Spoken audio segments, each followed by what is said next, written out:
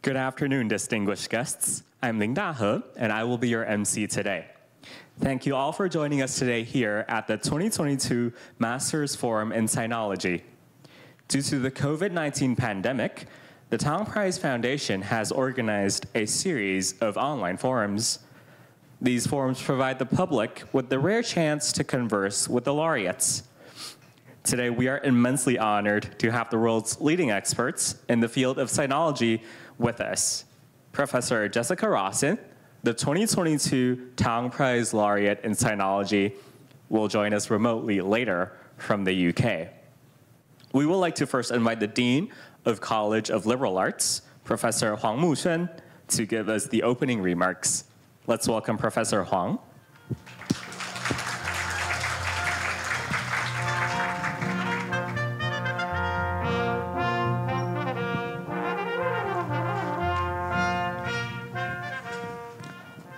Good afternoon, everybody.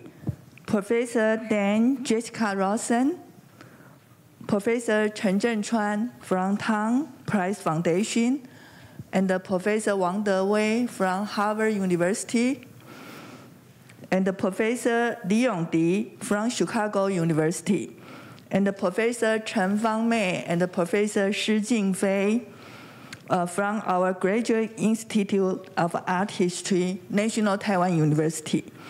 Dear guests, ladies and gentlemen, it is my pleasure to welcome you to the 2022 Tang Prize Master Forum in Sinology. I have to thank you, the Tang Prize Foundation and the Graduate Institute of Art History. Their contribution make this event possible.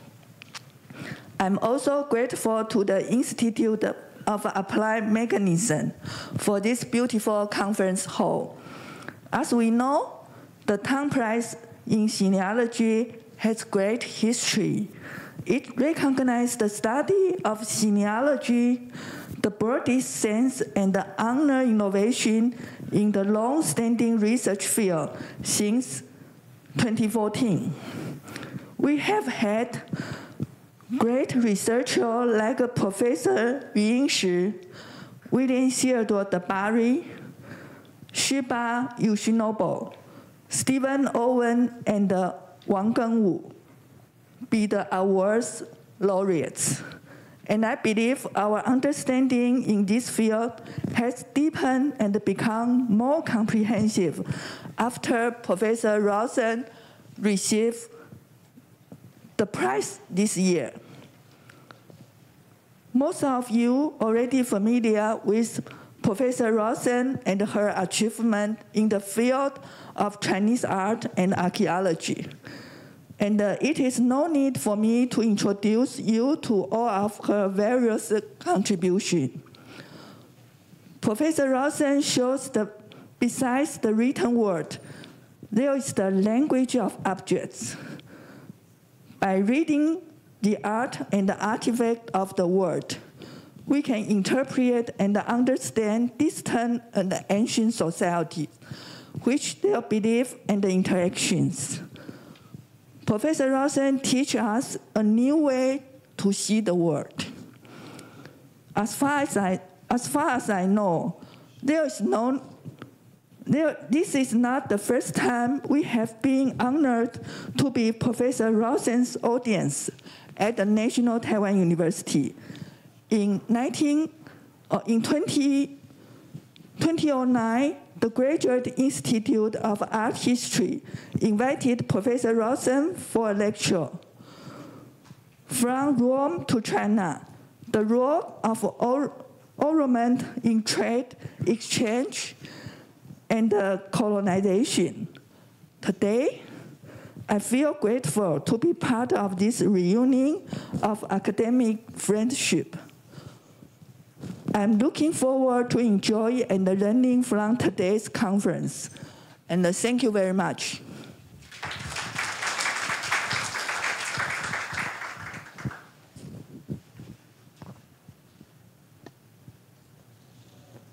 Thank you, Professor Huang. Please take a seat.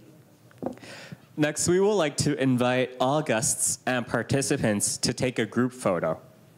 Our photographer will take the group photo from the stage, so you may remain in your seats. During this forum, audience members will have the opportunity to ask questions. As this is a hybrid event, we will be taking questions using this online platform. To submit your questions, please scan the QR code on the screen or click on the Slido link below the live stream channel.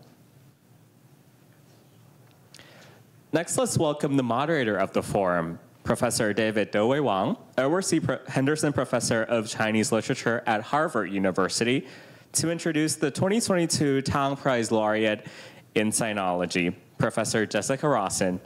Welcome, Professor Wang.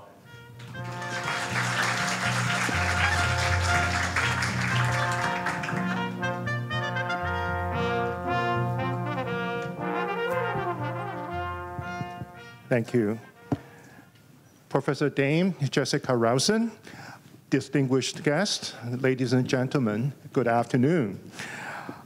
This is a great opportunity, truly a genuine pleasure for me to introduce the 2022 Tang Prize Laureate in Sinology, Professor Jessica Rawson of Oxford University.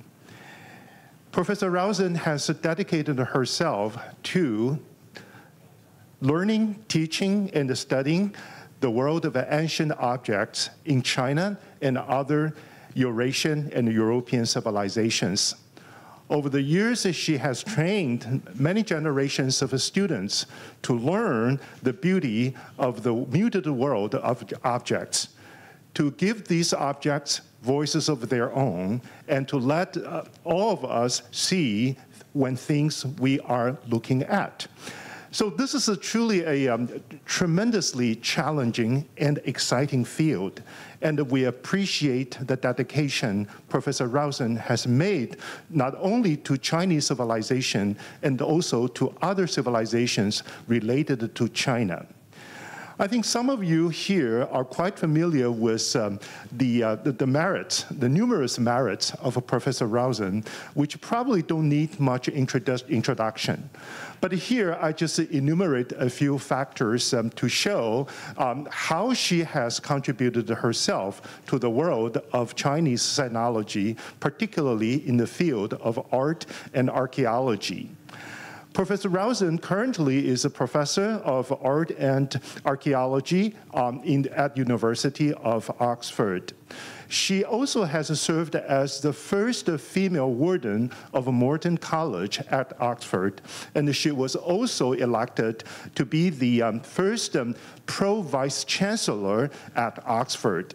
And in those capacities, she has demonstrated a female scholar's talent, professionalism, and expertise, not only at the administrative level, but also particularly at the scholarly exchange, not only among students at Oxford, but also among students all over the world. And before then, Professor Rawson was also the keeper of Oriental antiques at the British Museum, and at that position, she has served a long time for as many as 28 years. Definitely a fact, again, deserving our genuine and profound respect. Among the numerous honors and recognitions Professor Rawson has received from worldwide, I would like particularly mention the fact that she was made Dame Commander of the Order of the British Empire, and she's also a Fellow of the British Academy of Science and Arts, and also she was and is the Fellow, Honorary Fellow of the American Academy of Science and Arts. And also she received in 2017 the very, very distinguished prize of Freer Lang Medal, which represented the highest honor in world art history and archaeological studies. Definitely, Professor Rawson has never ceased at any moment her energy and engagement with the work of archaeological excavation and artistic engagement. of the numerous publications that she has presented not only to us, but all over the world. And I just wanted to point out the fact that Professor Rosen is particularly engaged in the world of ancient China, which for her is not just a singular and a very, isolated or engaged world of its own. It is a world with numerous civilizations in dialogue and in contestation. So this is the world of China that she has tried to explore and introduce to the whole world. In the meantime, she also was able to bring this world of China to bear upon the whole world. That's the world beyond China. So particularly, I wanted to salute Professor Rosen for her cosmopolitan undertaking, trying to show us how big, how comprehensive, and how complex world civilizations could really be, of which China was a very, very active part. So through her study of objects, jades, bronzes, golds, all metal objects, through tomb excavations, through all these kind of object studies, she was able to bring into view that splendor and the variety and the vitality of such a world. And particularly in recent years, she has turned her attention to the study of horses, the horses, how this particular animal was being used as not only a vehicle for transportation, but also a vehicle for cultural communication between Asia and Europe, and among Eurasian cultures, civilizations, and of course, within Chinese civilizations. So this is a truly daunting task that really breaks the grounds for our study of a Silk Road civilization and other civilizations before the opening up of the Silk Road. And she was able to bring us to recognize the extremely active and interactive world in ancient times between China and beyond. And for today, and she particularly wants to introduce a topic that is derived from her most recent book, a book which will be published in 2023, next year. And the topic for today is bronze, jade, and gold, the language of objects and their contexts. I think most of us here are interested in the humanities at large, or Chinese humanities in particular. We tend to talk about language in terms of textual terms. We tend to talk about the stories of words, or story made up of words. And through language, we come to realize and order the whole system of our knowledge. Instead, Professor Rosen would rather argue that beyond the language of words, there are the language of objects. Beyond the stories of a text and the words, there are stories of objects. These objects, although seemingly looking mute or muted, they are actually all agents which were able to transmit all sorts of messages. So through these objects, we actually can understand and discovered and even formulate a narrative of narratives. And that is the kind of meta-narrative which illuminate the vitality of ancient Chinese civilizations. And today, Professor Rosen is only to guide us to one aspect of her discovery, and certainly we are all looking forward to the publication of her new book, which will be coming out next year. And the title of the book is Life and Afterlife in Ancient China. So let me just take this opportunity to express my personal respect to Professor Rosen for her dedication to the field of Chinese archaeology for decades, and for her engagement to really educate and spread all the information she has discovered all over the world, not only to professionals, but also to some audiences and some of us who care about about civilizational histories, but are eager to learn a little bit more through Professor Rausen's books and introductions. So this is a truly precious opportunity for us to be getting together to express our appreciation of Professor Rausen's scholarship. And particularly, we are all eager to learn something from Professor Rausen today, and hopefully eventually through her presentations in her books and the narratives.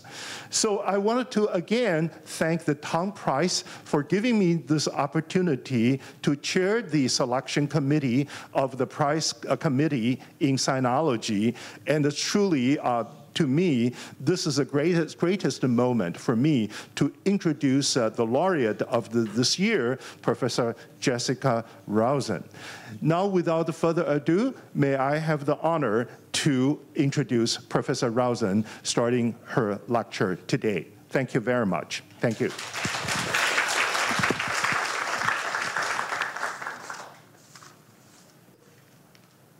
It is a tremendous honor, an enormous privilege to have received the Tang Prize in Sinology, and I'm exceptionally grateful to all of you for this special opportunity to present one aspect of my work and my research for which the prize is offered.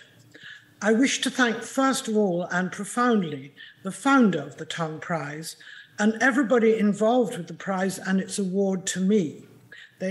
I'm just touched by the dedication that the founder and the whole of the office of the foundation have shown to the history of China and its importance in the world. And I want also to thank all of you gathered here today to take part in this forum. I'm especially grateful to Professor Wang for agreeing to take the task on of the moderator. He has expressed very clearly many of the aims that I've had in my work, and I'm extremely grateful for this opportunity to explain it in more detail, but only to concentrate on one part. I want also to thank the three panelists who I know very well, Professor Chen Fangmei, Professor Shi Jingfei, and Professor Li Yongdi. It is simply a great regret that I cannot be with you all in the same room and talk about these ideas and get your reactions, not just for a short time, but over a longer period. I start here in what is, in a way, one of my homes, the ancient library of my college, Merton, which was built in the 14th and 15th century at Merton College, then a very early institution of the study of religion, of medicine, and of law. It is my college in Oxford to which I came in 1994. I have suggested that we can look at objects as we would look at books, that we can read those books and we can read the objects. And the language is as available to us as English or Chinese is, which we then read in these books. But of course, we need to think what I mean by language. Like all verbal languages, our visual language is complex and has many facets. To begin with, I start with a painting, a European painting, which is very symbolic. If we look at these objects as symbols, we can see at once that they have meaning in the Christian church. This is a painting of the 16th century in the Netherlands by Jos van Cleve. It's not an important painting, it just happens to illustrate for me very clearly the points I wish to make. His finger, Saint Jerome, the translator of the Bible into Latin, is pointing at a skull, the source of spiritual perfection. And on the table, much more mundane, are his spectacles, a symbol of understanding. These objects are actually joined to a culture and can only be understood in that culture. The candle on its candlestick is a sign of spiritual illumination. And in our language of English, but not so much in Chinese, light is a sign of intellectual and spiritual endeavor and achievement. This is the book under his elbow, which he translated. And then here we have it in a detail, the spectacles, the candle. And now these three the kettle, the platter, and the towel are preparations for ritual. So the painting is using objects to talk to us. Actually, I've missed out the bird. The bird is in the cage. The bird can fly to the heavens. It's like the spirit enclosed in the mortal frame, a very Christian idea. So you have to belong to this culture to interpret it, but the painter and his audience are very willing to use objects as a language, in this case, one with almost a given vocabulary.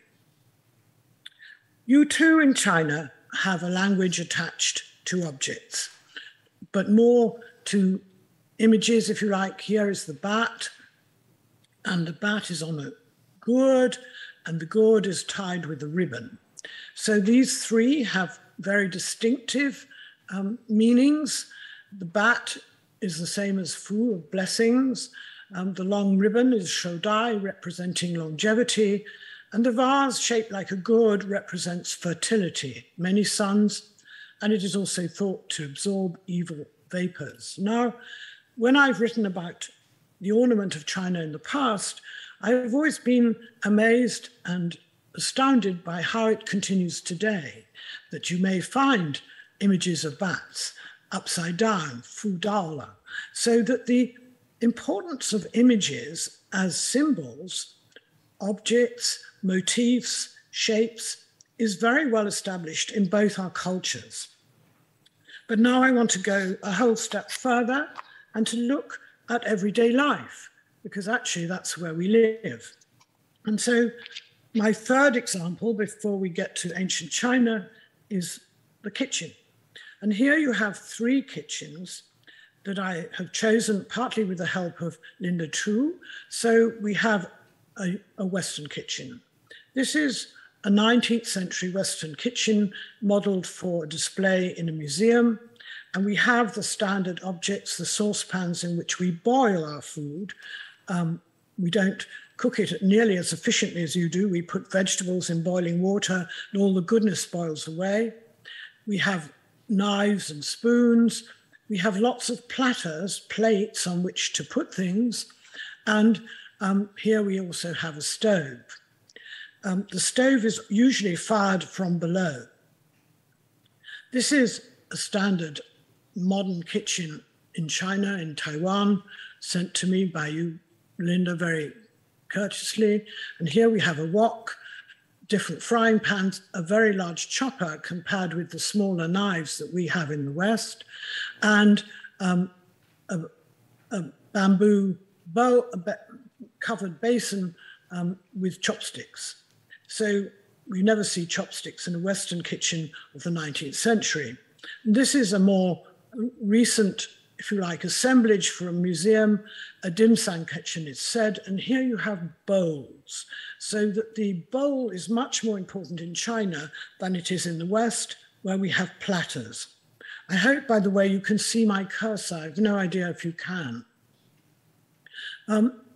So what I would perhaps remind you of is that I cannot cook in a Chinese kitchen. I wouldn't know how to make the foods with which I'm familiar.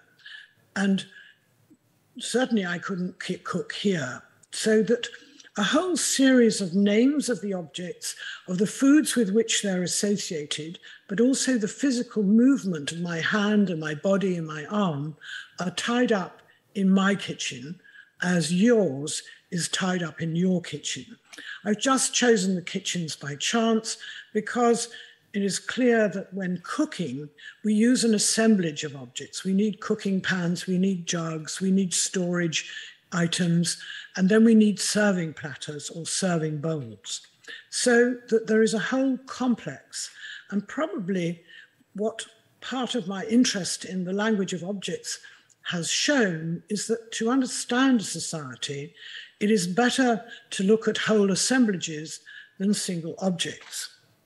So if we turn to a single object, the buffalo here in bronze, which I presented in a book edited by Professor Lai, and I'm very pleased to have done so, I want to show perhaps the top object in a particular assemblage.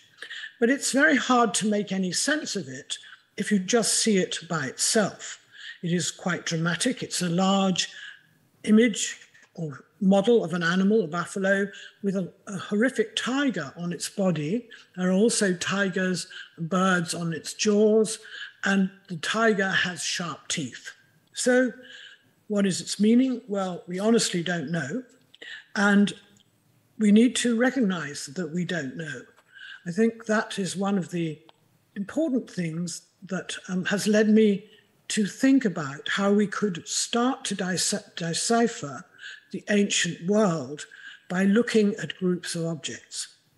So, in fact, I've chosen the group of objects from 3 tombs, because tombs are like kitchens. They're whole assemblages presented together to show the life of an individual as interpreted by the ritual specialists of the day and probably his closest family.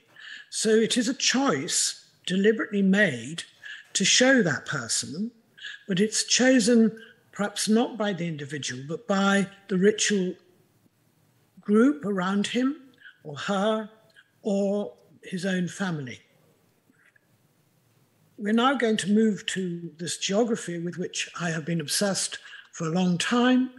And I point out that China, the main central part of China, the lowland, is next to a large area of Loess, the Loess Plateau, which is, in my language, called the Arc, but Tung and Zheng called it the Banyuexing Didai. So that this area of difference from the lowland has been known for a long time and is the bridge between central China and the steppe. This, I'm not going to speak at length about the horses, but the horses come from the steppe through the Arc to the center of China. But in fact, the horses come into my first example. The Loess Plateau is unbelievably important to China, and it is not an area that is much visited. This is what it looks like on a good sunny day. It's piles and piles of very fine dust blown from the Altai Mountains, the Gobi Desert, and all the mountains and deserts in between over northern China, and forms deposits between 200 meters deep down to 2 or 3 meters deep. And because of that Loess, we have many facets which I cannot elaborate, but it's responsible in part for very good bronze casting and for very deep tombs. And the Loess extends the silt to Anyang, which you all know is the capital of the late Shang. And so one of my topics today is one of the tombs where this buffalo comes from at Anyang. So this is the boundary as the current archaeologists set it out. These are the royal tombs here north of the river Huan. And we have 2 more tombs. At Xiaotun is Fu Hao, the consort of the king, and Hua Yuanzhuang, the site of this tomb that I'm so interested in. This tomb here at the center is a man buried with his face downwards. That is extremely unusual. Burials normally in Shang China are supine, that is, the face of the person is facing upwards and his body is extended, or her body is extended. In this case, that is not so. The man is buried face downwards, and I have traced with colleagues in a paper that this is typical of northern China, beyond the Loess Plateau in Inner Mongolia and further north into the steppe. There are people who argue that this individual is nothing to do with the north and is a prince of the late Shang or even a southerner. I'm not going to respond to that, and I don't think it's a very helpful interpretation.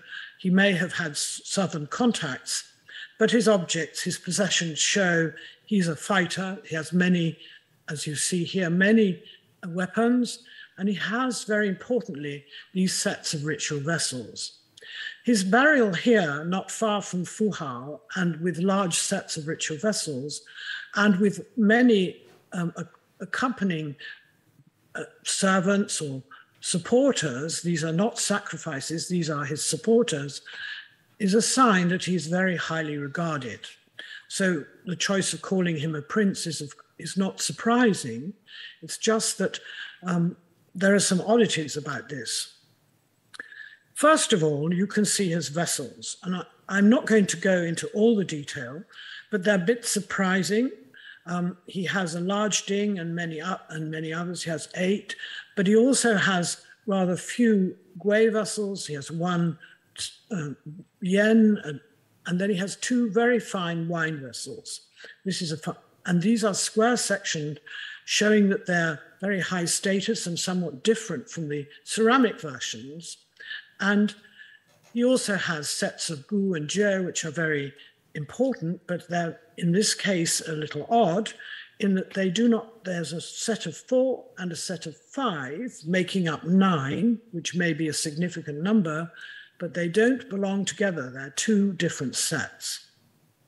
And this is where I want to make another point. Here is the enumeration of the vessels in his tomb. And what we see, and we must just notice, is there are no water vessels. So the set isn't complete. Was it put together in a hurry? I rather think so, because the vessels are not all inscribed, but some are. And these 2, the Fangjia and the Fangcun, are singletons. They should be there in pairs, but they're not. And this Zun has 2 inscriptions in the lip. This is on the inside, in fact. They should really be here in foot. And that is all a bit surprising.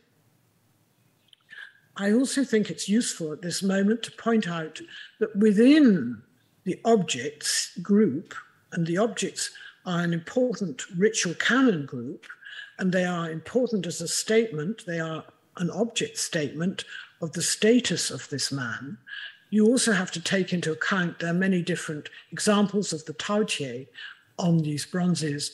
And I would call these a visual system. They are a way of decorating these bronzes, perhaps with meaning, but they can be manipulated. As in many other parts of the world, you can manipulate design to show status or craft specialization.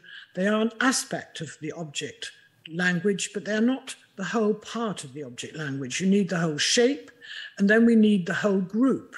So looking at our lives through our objects requires sensitivity to what are the groups that are important in our lives and how, when we find them, they're balanced. In this case, I would argue that we learn more by looking at these things. I said at the beginning that the man was in the military. He'd been fighting, and in fact, his body is severely damaged by fighting, by war. Here you find his major weapon, which is an axe, and that derives ultimately from the jade axes of the Neolithic period. Now, if we were to show this simply to a Western audience, they would be surprised that an axe was his major weapon. They would expect to see some sort of dagger or sword. And it's very few people who seem to notice that the Chinese method of fighting and the Western method of fighting are just different. And the axe is far more important and long available before the sword becomes significant in China. I'm not going to discuss why the sword is a late arrival and where it comes from, but I think it shows immediately that we should be sensitive to the differences, and it's useful to know the differences between one culture and another. One of the differences is, of course, in these knives. Knives are useful for people with animals. And of course, what I'm going to say is that this man, Ya Cheng, as he's known from the inscription on his weapons and on his vessels, some of his vessels, is in fact a fighter, and I'm going to say he's a chariot leader. He has 3 rather unusual knives. This one with a very realistic horse's head may have been cast at Anyang, but this one with a broken horn of a stag and a large eye is probably likely to have come from Mongolia or from Inner Mongolia, as possibly this one did too. But they almost certainly came from areas that were in contact with China, with central China, because the Mongolian area has very little bronze, whereas China has a lot. What gives the role of this man away, perhaps above all, are these chariot fittings. These are worn at the waist, probably, and could have reins wound around them so that the chariot driver can use his weapons. And they have two features that are not actually typical of Anyang casting, namely the horse's head and the jingle. So that is a very interesting aspect of casting in China, of bronze use in China at this moment. The casters could be directed to do things in a way that was suitable for the north, the lowest plateau, or Inner Mongolia, but is not suitable really for central China, though they do make them abundantly for chariot tombs, chariot driver tombs. We know that the man buried was in some degree linked with chariots because his name is here inscribed and filled with tiny turquoise plaques to show his name clearly on one of these chariot items. So these tools on the left are also for woodwork or material connected with chariots. Some people occasionally say they're for agriculture. I think it's extremely unlikely. They are probably connected with repairing or looking after chariots. He also has three other objects. I mean, I've chosen from a huge number, a gold disc, a jade bead, of which he had many, and a palette in stone with collar. So that the importance of these objects is that it shows us he is not a standard member of the elite. He is a man associated with chariots. Now, what is significant is his burial position. He's not buried in the royal cemetery. He's not buried in one of the lineage cemeteries which are here. He's buried near the temples and palaces at Shaotun, where Fu Hao, the consort of one of the kings, is also buried. And she too has a very unusual burial. Because hers is one of the richest burials ever found at Anyang, people don't say it's a bit strange. It is a bit strange. She has a very large number of vessels, many of them with other people's or other posthumous names. And they suggest that the bronzes have been given to her for some particular social or hierarchical reason, and a huge number of cowries. So two individuals here are not usual burials. There are some other elite burials, but they have very few objects. These are the two with the most. And they're also buried near several chariot burials. This is an early plan from an excavation at what is called M20 in the area. So we have near the palaces and ritual temples, perhaps, we have Fu Hao, we have Ya Chang and his burial, and we have other chariot burials. And in the chariot burials, you see again what we have already noticed. We have the arc, which is for winding reins, and we have knives with animal heads here, so that the chariot burial chimes with the burial we've just looked at Ya Chang, and also with exactly the same material in Fu Hao's burial. She, like Ya Chang, has these animal vessels. He only has one buffalo, and he also has a very amusing and interesting gung vessel, and they seem to be indicative of their high status. They're also items that have links with the south. Which side copied the other is not so clear, but they are exceptional vessels, and Ya Chang has, therefore, despite his much lower status than Fu Hao, a very exceptional vessel.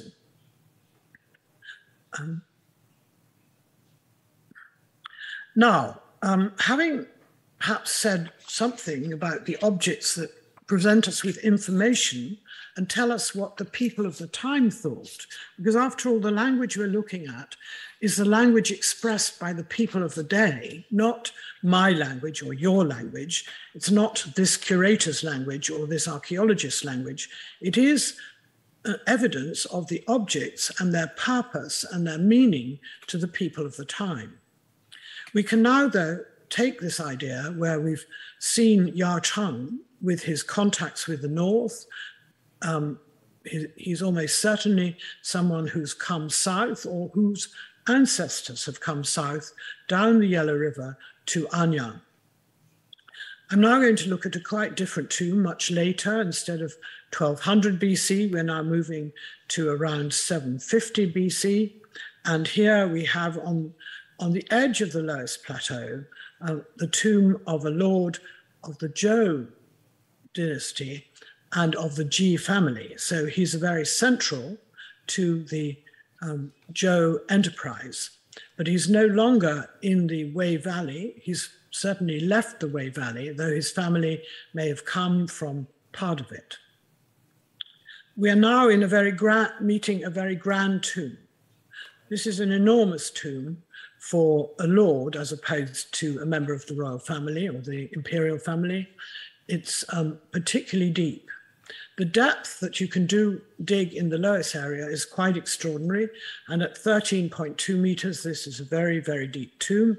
And for the period, one of the deepest. There are deeper ones in this area or a bit further north, but this is a very deep tomb, and presumably the depth expressed his status. There are no very good pictures of the total tomb excavated. The center is well illustrated, but it's a complete and unlooted tomb, and he is buried there alongside, in a cemetery, alongside two women who are probably his consort or his concubine, and a man who is probably his son or close relative. He was exceptionally wealthy, and we can see that in his bronzes. He looked back to his past with his heirlooms. This is an ancient shape. He had several hundred jades, and he had a very extraordinary item, this set of gold, which showed he was in contact with his northern neighbors. And very likely, the gold came from the north. You can't excavate gold in the lowest plateau. That's really out of the question. So it's very likely that it comes by exchange with people further north. This tomb in the 8th century is also important for bronze knives with iron blades. And this is the very beginning of the use of iron as a weapon. Here, to show his status, I give you a picture of, this is the tomb of the Lord of Rei here. This is the tomb of his consort. This is from the tomb of one of his other consorts or concubines. And this is from an adjacent tomb of his son or another member of the Ji group of Rei. And I compare them here with an earlier tomb from Liulihe near Beijing. And you can see the kinds of vessels have changed dramatically. And this is something I've written about extensively, and I think we should take very seriously, because I think it's indicative of an upheaval in the Zhou period. After all, this Lord of Rei has left the Wei Valley and is now very near the center of the Yellow River at Hancheng at Liangdaisun. And so he's no longer in the Wei Valley area and has moved towards the east as the Zhou king has had to move. There's a lot of debate about how he moved and a lot of discussion about rebellions in his court. But I wonder if it isn't really just the pressure from the north. The northerners have moved in again and again, the Zhou, after all, may be among them, and then have become the leaders. And so the pressure in the Wei Valley has become too great, and all of the elites and the Zhou king have moved east. So this is a tomb and a series of bronzes at that moment. And they are certainly quite different from the earlier ones.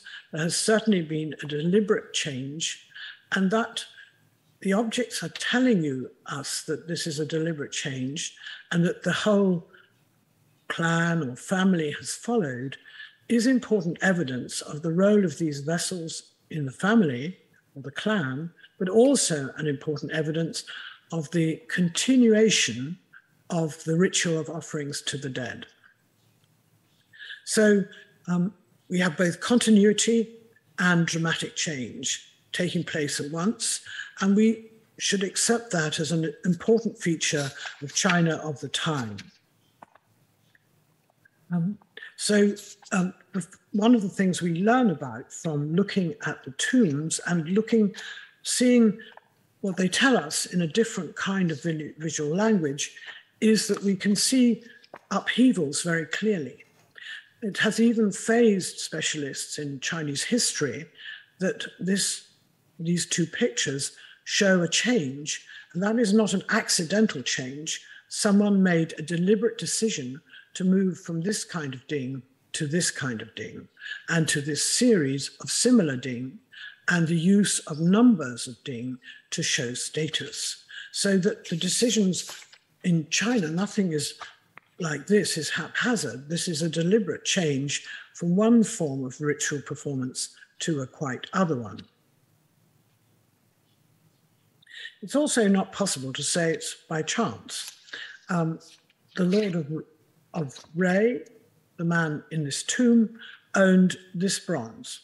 This is a clear replica of this kind of bronze, which was found in Western China at the turn of in the 11th century, when the Zhou conquered or came to power. So this is a replica. It's not an original. It's a replica imitating bronzes that had been owned by the family earlier. It's probably older than the tomb. It's probably quite old, but it's very important to show us that not only had there been a change in vessel, but that the change was recognized and appreciated and understood. And so that we learn from this that instead of seeing a text that describes this, we see it happening actually in bronze. We actually see that something has happened, that an important decision has been made, it has been implemented, and even, if you like, treated as precious by the owner of a new set of bronzes, retaining the old one. So that looking at the material, we hear words and see movement that we cannot see in a text. No text of the Zhou period will explain that there was this upheaval that led to a change in vessel shape. We learn about upheavals, we learn about rebellions, we learn about movement towards Luoyang, but we don't learn about how they decided to make a new vessel type. So that looking at the objects does give us an entry into a different kind of language, a language which they could read and we can sort of read, but not as well, in the physical items that were around them. And when we look at our rooms, at the studies I work in, or the kitchens I've shown you, we know that we understand how what the books will tell us, what the saucepans do. And so too, in this day of the 8th century, the man who owned this bronze and who was buried with it knew in some indirect way that it reflected a much earlier type of bronze used in the 11th century, therefore several centuries earlier, in his homeland near Baoji. Here we have the jades, and these are much earlier jades which have been, the collapse here of the Liangzhu culture spread these jades across China with imitations being made, and the Lord owns some of these imitations, but he uses them in his own way. They are no longer part of the Liangzhu culture here 1,000 years or more earlier. And as important are the gold items. The gold tells us that he is in contact with people in the north. And the people in the north are buried like this. This is a very famous tomb, one of the most famous tombs in the steppe, Arjan II, and the man has a belt with wonderful S-shaped plaques, and somewhat earlier, the Lord of Bray must have been in contact with people who had gold belts and also gold armlets, a gold scabbard. And this man in the steppe also had a gold decorated iron blade and a little tiger. So here is the material from the steppe, and here is the imitation of it, or the way it was brought to the edge of China, to Yuhuangmiao near Beijing. And we can see in the fact that the belt at Yuhuangmiao copies the belt at Arjan that there is very close contact. So what this tomb has told us is quite complicated. It's told us that there's been a change in vessel type, probably due to a big upheaval in the court. This is not a minor change. It shows that jade is still very popular and very important, but no longer has the same meaning as it held in the Neolithic period. And we have to accept that we're looking at a material that is very stable, that doesn't change when buried, and lose its original meaning and gains new ones. So while the vessels retain their meaning, the jade loses the original one and gains new meanings. And then we have this outlier, this extraordinary gold belt, gold scabbard, gold bangles, a thumb ring for archery, and ornaments. And this must have come from further north. The gold must have come from further north. And the idea of using it must be news from his neighbors, probably. The neighbors of the Lord of Bray were outsiders who were not of the Zhou clan, and he was obviously imitating them. So we see a moment of change, a moment of on the cusp, and he must have talked about it. There must have been decisions made by ritual specialists to put these different things in this enormous tomb. So that when we look at objects, we know that there is discussion. We know that they had ritual, even religious meaning for their owners. We know that they also showed contact. So that there is a very clear evidence of a material that would have had names, which would have had discussion, and nobody, as we have just witnessed a big royal funeral, nobody in burying such a man in this grand tomb would have treated any of these things lightly. They would have all had symbolic or family connotations, which is why I showed you a symbolic set of objects at the very beginning.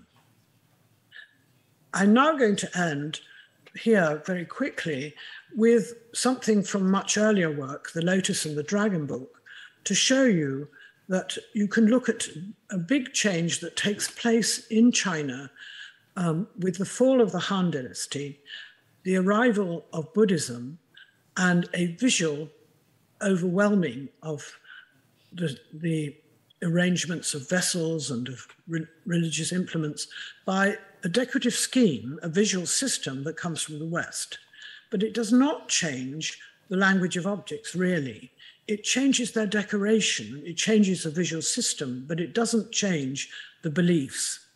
So here we have a vessel from the steppe, from the Scythians in the West, in Ukraine, as it happens. There are the horses and the people of Ukraine. And here is what is called a palmette in Western language, and it alternates with the lotus in many Western Asian and Egyptian decoration.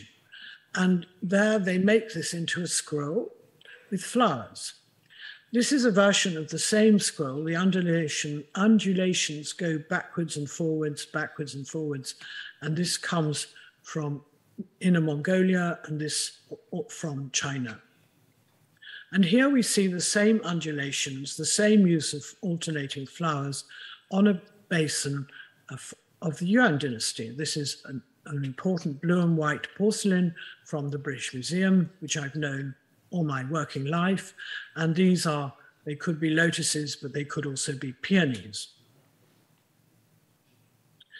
So this is the material, the way in which it came. These did not get transferred. The motif was not transferred by itself. It came with architecture. And it is found in architecture. Here is Palmyra in the Syrian desert. Here is Petra in the Jordan desert. here is Yungang with the columns that they have taken from the West. And they've come primarily with Buddhism. So here's Petra again, and there you see the columns and the ornament is carved into the rock. It is not freestanding.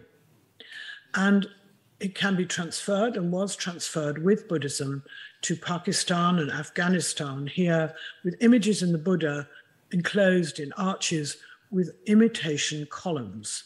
This is a real column with an acanthus decoration, but it's carved, it's not standing free. And here it is in Gandhara in Pakistan. And we see it then repeated at Yungang. And so this is a transfer that I've discussed in great detail, and it brought with it all these ornaments. The ornaments did not travel separately. They traveled as part of a whole complex of ideas and of decoration and of carving, but not exactly building. So here is the big Buddha, seated Buddha at Yungang. But more important to my argument here is the wall in one of the caves where the figure is enclosed in an arch. And round the arch, you see these ornaments. Here is one of those undulating scrolls. So this is the kind of scroll that you see just here.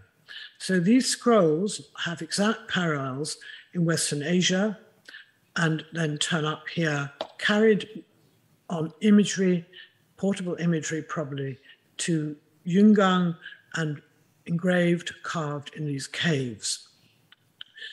I've discussed this in great detail in my book, The Lotus and the Dragon, but I just want to show it as a visual system which now gets accommodated in the existing system for burial, if you like. Here the same scroll occurs on a mirror. But here you see this peony scroll as part of the architecture. It has come into Chinese architecture. This is a column in wood with a dogang. This is not a Western capital. This is a Chinese one, and it's in a famous group of tombs northwest of Beijing. So in some ways, it's rather easy to concentrate on the ornament and think that's so important. But we should remember that the same idea that existed in the Bronze Age exists now, here in the Liao period. The tombs are providing the dead person, the tomb occupant who's in a coffin here on this platform. This is the rear chamber with items for the future in his afterlife. Here are the pens for writing. Here are women carrying implements. And the front room has the things we've seen before. It has the preparation for meals, and it has the musical instruments for ceremonial and entertainment, so that we haven't changed the set of objects conveying the meaning or purpose of the tomb are still there. They've been upgraded in time. They've been changed in time to porcelains we would recognize, lacquer boxes we would recognize from this Liao period, to musical instruments, but they haven't changed. The purpose of the tomb is the same as it was in the Bronze Age, to provide the implements and objects that are needed for the full life in the afterlife. Here in this part of the world, on the edge of the lowest plateau, they needed a horse, so that we are bound into the same religious belief, but it is upgraded or changed in style, so that the objects of the day are used, not the objects of the past. And here, finally, I end with a slide that shows you the actual objects on an offering in front of the coffin in the same group of tombs. This is not the same tomb. The other pictures were all from the same tomb. This is another tomb of the same group. It has still this peony scroll, has here the development of auspicious imagery. This is a crane, an auspicious bird. And here we have the offerings to the dead in the form of nourishing food. I show you also a picture of the British Museum in a newly rearranged case to emphasize that actually when we look at individual objects, when we treat them as very special individually, we may not be getting the full point.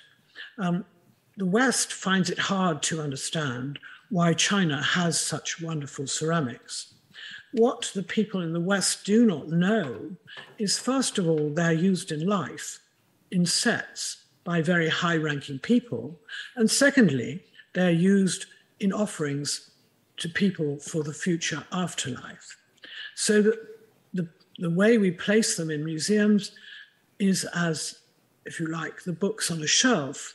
But in order to read the text of the books on the shelf, we need to look at the tombs, we need to study the past, we need to look also at the technology of these fantastic ceramics to understand why they're there and what the people who made them thought. And I think that we underestimate what was intended. We don't look at the whole assemblage. And China is actually unique in having this very, very long history of fantastically large tombs developed first in the north, in the Loess Plateau, and continued usually on a smaller scale in the south, where often lacquer is used in place of ceramics. These are assemblages with meaning, purpose, and language. They tell the person who put them there, the people of the day, what they were for. So it is a great honor to have had this opportunity to show you visually, because my ideas and research have mainly been visual. And I want to renew my thanks to the Tang Foundation, to the founder of the Tang Foundation and the Tang Prize, and thank them profoundly for awarding me this honor, the Tang Prize in Sinology. I must also thank all of you in the foundation who have worked so hard on this enterprise, not just for me, but for other laureates, but have also made possible this wonderful occasion today. Thank you very much. Thank you. Thank you for the amazing talk, Professor Rawson. I would also like to take a moment to remind our audiences that we will be taking questions during the panel discussion. If you have any questions that you would like to ask, please scan the QR code on the screen or click on the Slido link below the live stream channel. We will be taking questions through this online platform. Thank you. To begin the panel discussion, let's welcome today's moderator, Professor David Dewey Wang, and panelists Professor Chen Fangmei, Professor Li Yongdi, and Professor Shi Jingfei. Professor Wang, Professor Chen, and Professor Shi, please join us on stage. Professor Li is joining us live from the US, and Professor Jessica Rawson will be joining us live from the UK. Welcome.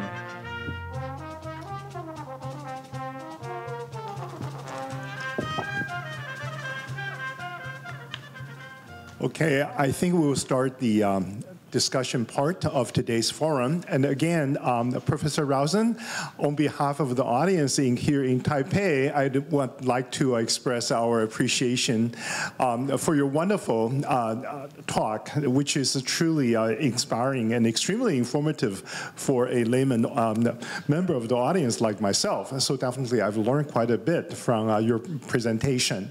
And now, without further ado, may I introduce our panelists for today's discussion, Professor Chen Fangmei and Professor Li Yongdi, who is actually online with us. I think we are seeing him now on the screen. I don't know where you are in the United States, somewhere, Chicago or wherever.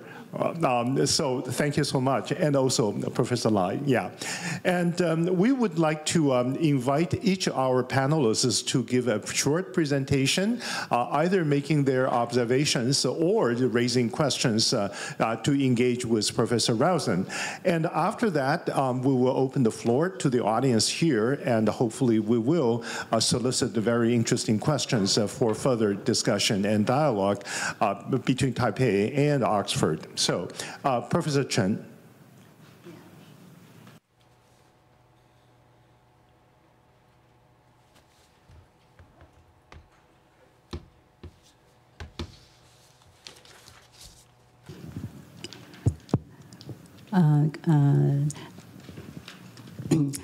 谢谢罗森教授呢，希望我来担任他的那个唐奖的那个演讲者的语坛人。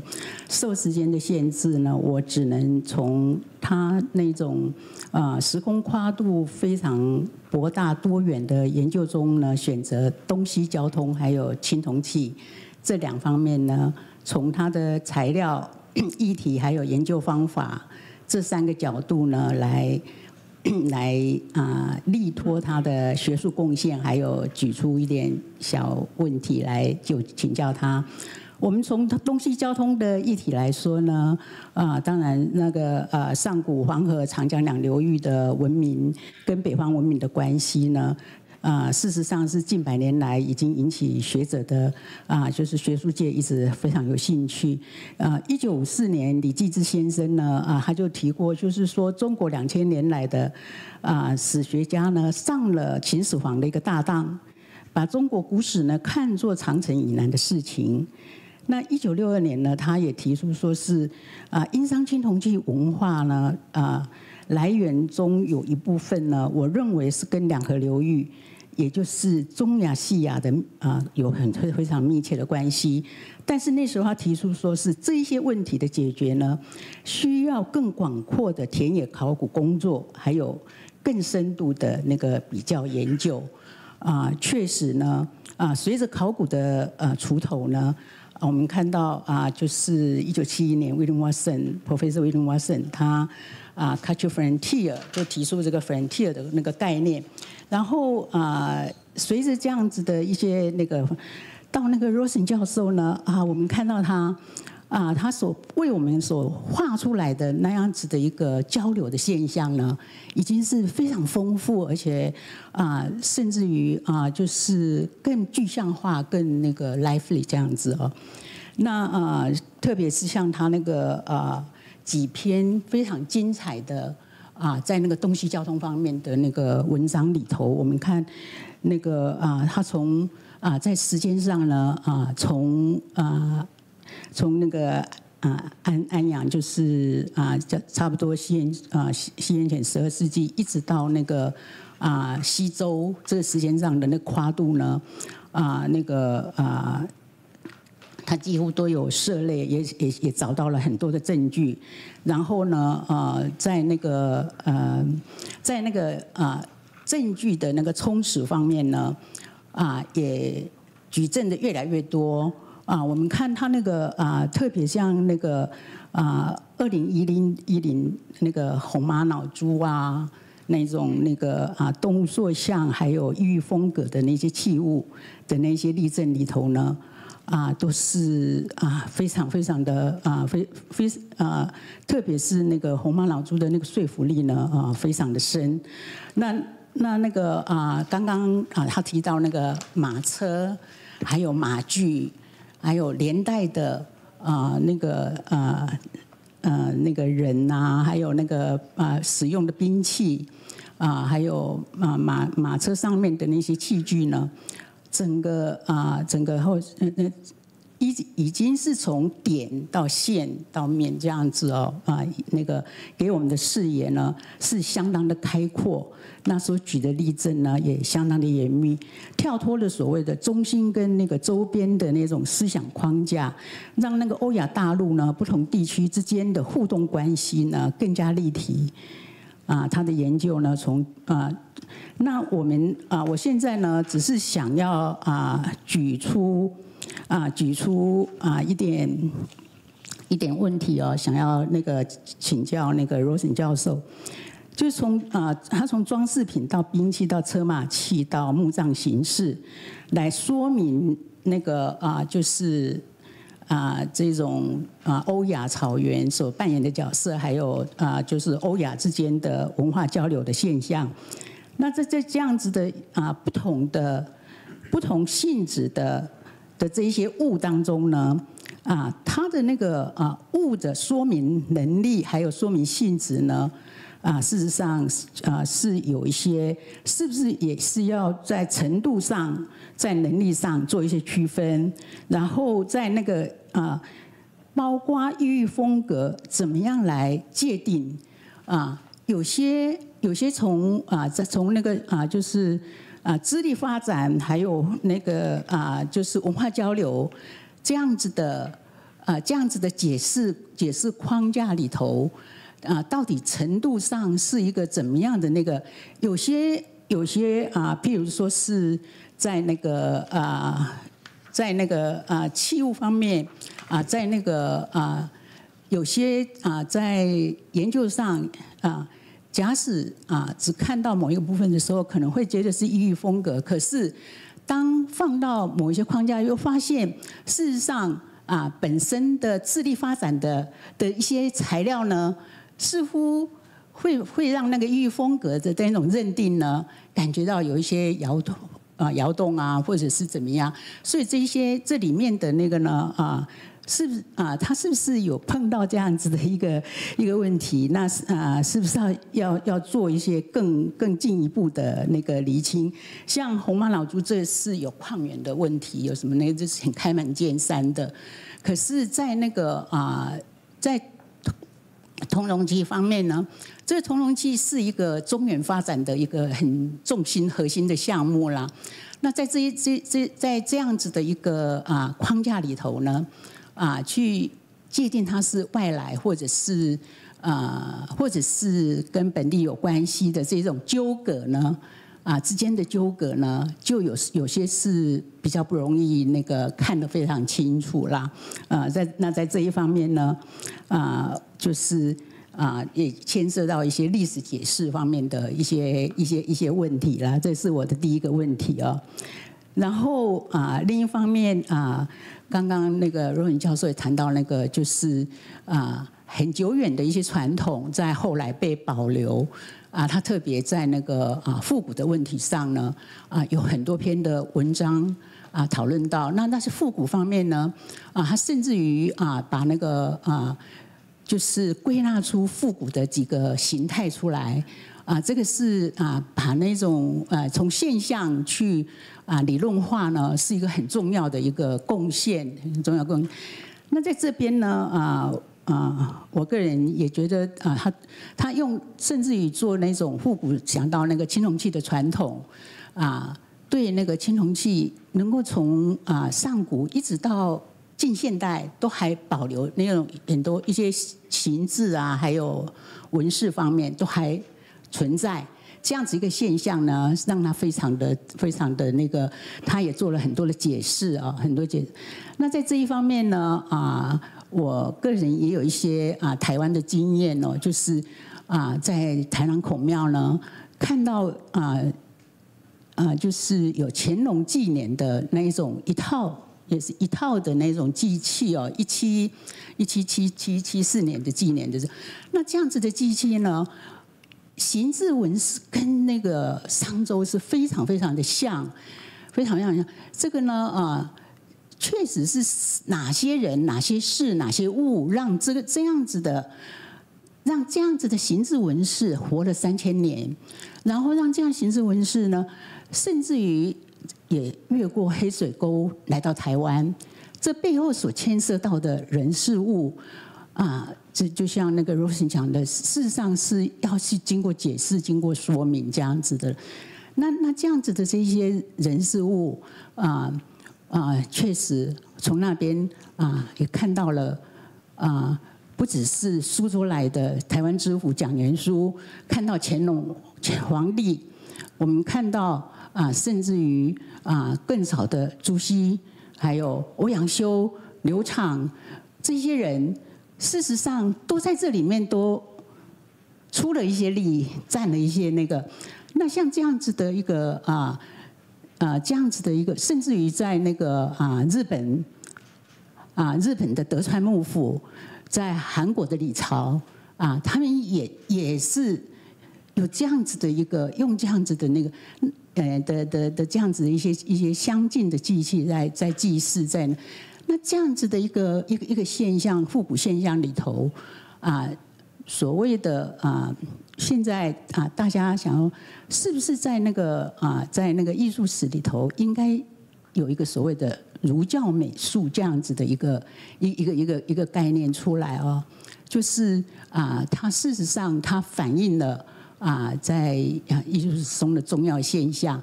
那在那个Rosen 教授的那个复古的那样子的一个研究当中，他如何看待这样子的一个可能性，还有这样子的一个一个儒教在这一方面所扮演的那个角色好，谢谢。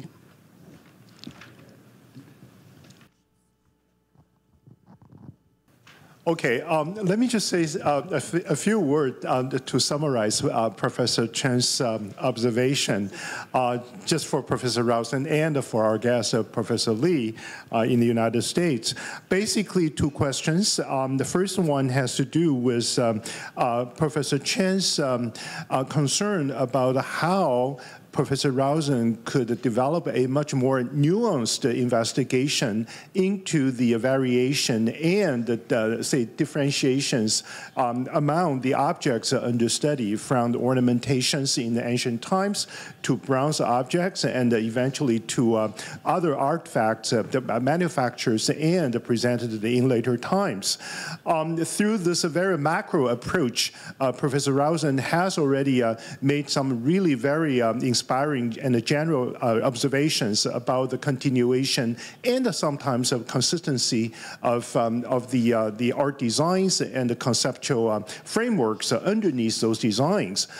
Professor Chen's question has to do with how Professor Rosen could really further her study in light of the changes and the continuities of time, so as to make a more nuanced differentiations of all those objects under study from time to time, from generation to generation, and from region to region. Right? The second question has to do with the dialogue between modernity and antiquity. We all know that Professor Rosen is a specialist in very ancient civilizations in China and other civilizations.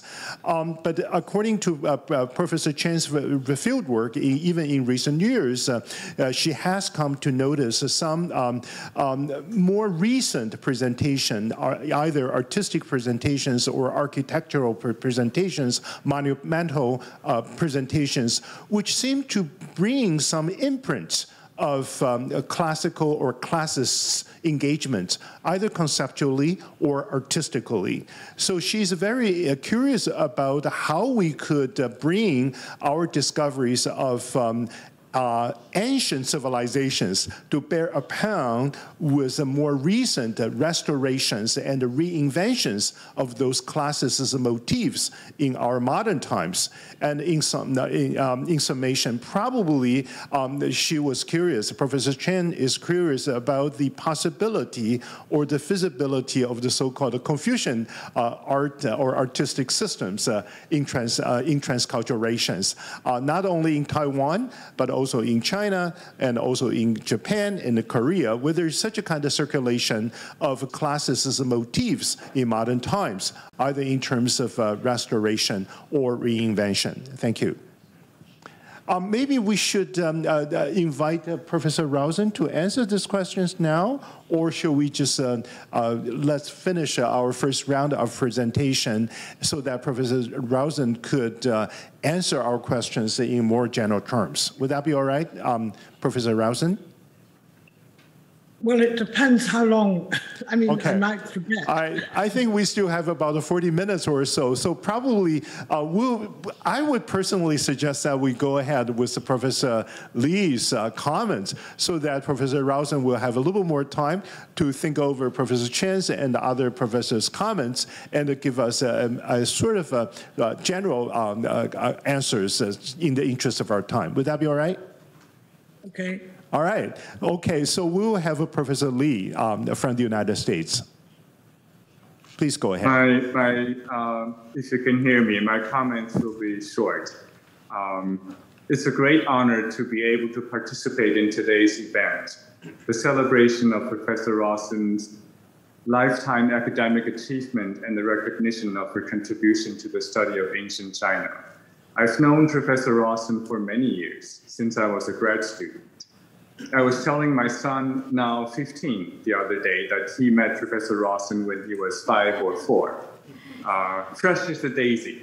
That was Professor Rawson's remark when she saw my son running around in Academia Sinica after spending a full day in kindergarten. My son, being a teenager now and speaking only American English, looked entirely baffled when he heard me repeating the British saying.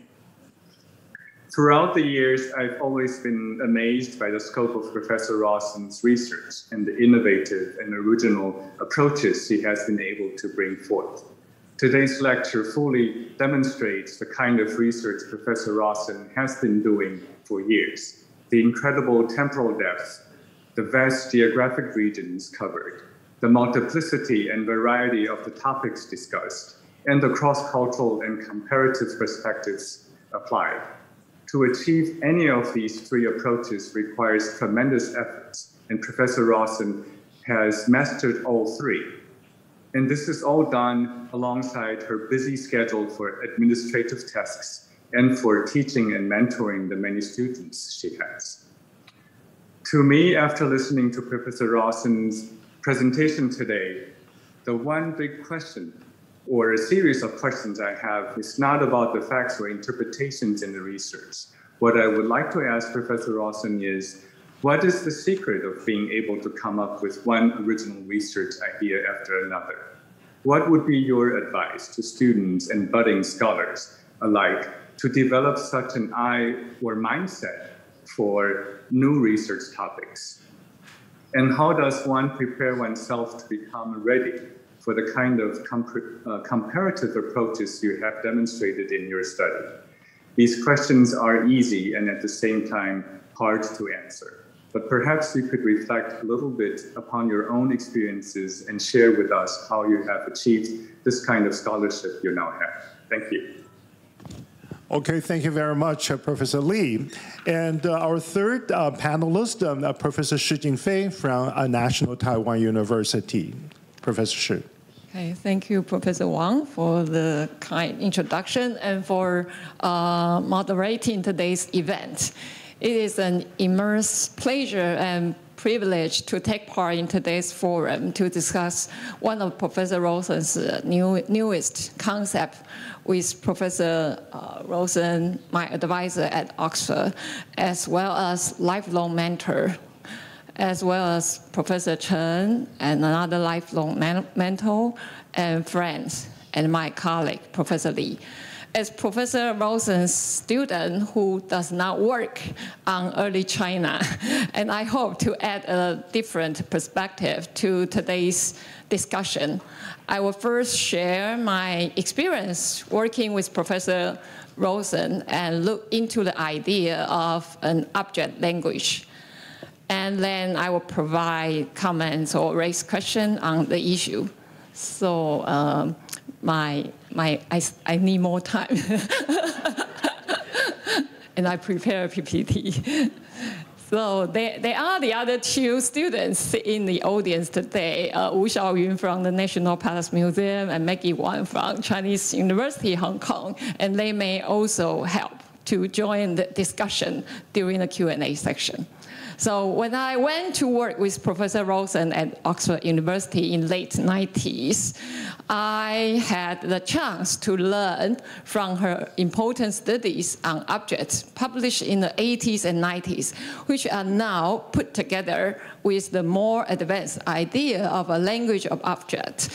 We should bear in mind that these studies are very pioneering, especially at a time when the archaeological materials were limited and the research approaches were relatively conservative, though some of these concepts may now have become common sense and common approaches today. And we might not always agree with each other. So these three important studies are in turn recognized today as her key contribution. The first one is the ritual revolution in Western Zhou period, how the change of quality of making, size, shape, decoration, skill, and manufacture process from Shang to Xizhou marked the ritual revolution in Western Zhou period. You have heard the research in her lecture and by the comments of Professor Chen, and I will not spend time on this issue. Next. And the next one is the set, assemblage of objects in Song Dynasty halls and tombs. Her study on the set and the relationship between ceramics and silver objects of Tang, Song, and Yuan periods has deeply inspired my main research subject of later Chinese crafts. That is to see objects not only as individual items or museum masterpieces, but as groups or sets in their setting and co-relationship with each other and with their users. The very first article I wrote in my academic career has clearly shown the approach inspired by her pioneering study on seeing objects. And now it still stands as one of my favorite works. So now, so I learned how to see this object in context, in a proper context. So I wrote my dissertation on Yuan blue and white. So she asked me to do the table of different halls and tombs and try to see the relationship between the different types of objects and to see how they, not just vessel types, but also the decoration. They may supplement or replace with each other. So that's a set of, to see them in set or see them in scenes. How the contemporary people using this object together to break up to broke the boundary between different materials and disciplines. Okay, the third one is the Chinese ornament, lotus and dragon. You heard this a lot in her lecture. And that's her important publication on Chinese ornament in 1984. And the Chinese version was published in 2019. Next one. And I will have more to say about the study of Chinese ornament here. I cannot describe how exciting I was when I first read her book on Chinese ornament. It is like I discovered a whole new world, and it then became the direction of studies that I decided to devote my life to working with. As a young student back then, studying Chinese ornament in Taiwan, I was indeed very lost and not satisfied with most of the past studies in which ornament was often taken for granted. Most of the studies were either trying to explain the auspicious meaning only or to see the visual development of individual patterns without consideration of their cause or correlations with each other. That means the knowledge cannot be generated and accumulated. So like you can see on the slide here, we have I learned from the past studies that on your left-hand side, you see the dragon of the Yongde period, and then you see dragon in the next period is Shende period. So we were told to see the differentiation of the different dragons. For example, in the case of a Shende, you see the spiky hair of dragon, which is different from the Yongde one. And the next one, and then this is dragon of Zheng period. So you would be told or trained to memorize, and then I like the game as well.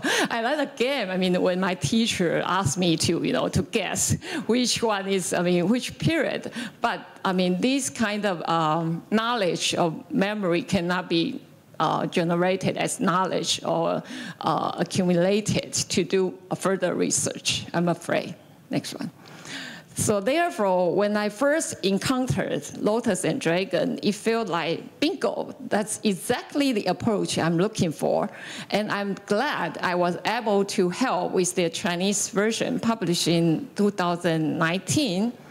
Next one. To read through the whole book again.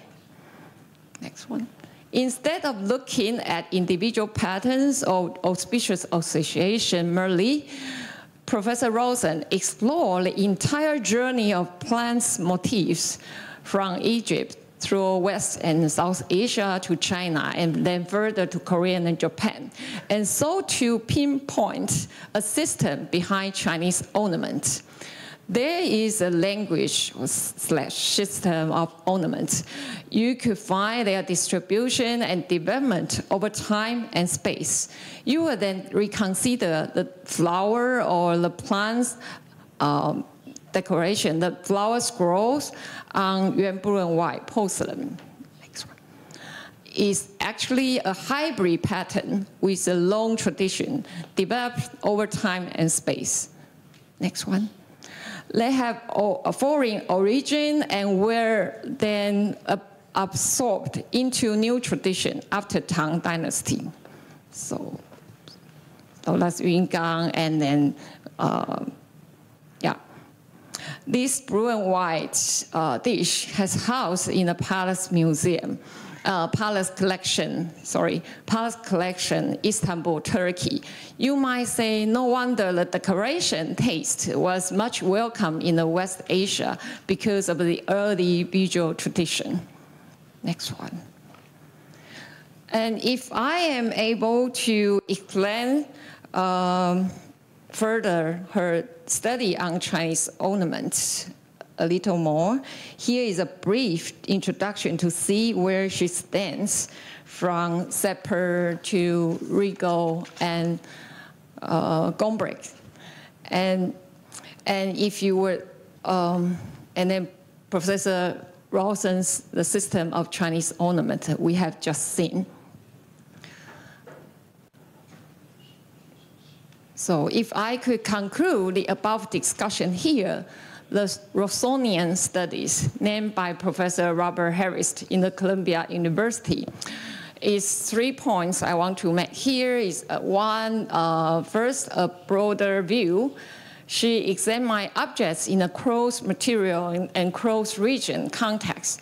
Professor Rosen's extensive experience at the British Museum set the foundation that allowed her to cultivate a broad vision and conduct research considering different materials and extensive geographic spaces. A second, relationship, or we can call organic relationships, not to read objects alone, but to read them in proper context. Relationship between different objects, including set, assemblage, composition, and system, and between object and people. The third one is the movement or scene. Ritual performance with object, like she just explained, the revolution in ritual vessels in Western Zhou period. Usage or function of object in daily life, not seeing object in their fixed forms, and also usage of object in their, and also political performance on stage. For example, the Three Emperors exhibition in London, curated by her. She liked to see how objects help to construct the political stages of the three emperors, Kangxi, Yongzheng, and Qianlong. Okay. Now let's come back to today's lecture. I'm struck and impressed by a sentence in this fabulous lecture by Professor Rosen. On the slide 13, she said, they are writing his, Ya Chang's, biography in objects, like as they could have written it in words. I'm wondering, can we write someone's biography in object, and how? So it seems to us that such a method is more effective in cultures or periods that lack textual evidence, as shown in Professor Rosen's lecture for the early period in China. And I'm wondering whether we could explain the idea to the nomadic groups without writing systems, minorities in societies, females, and of course, ornaments.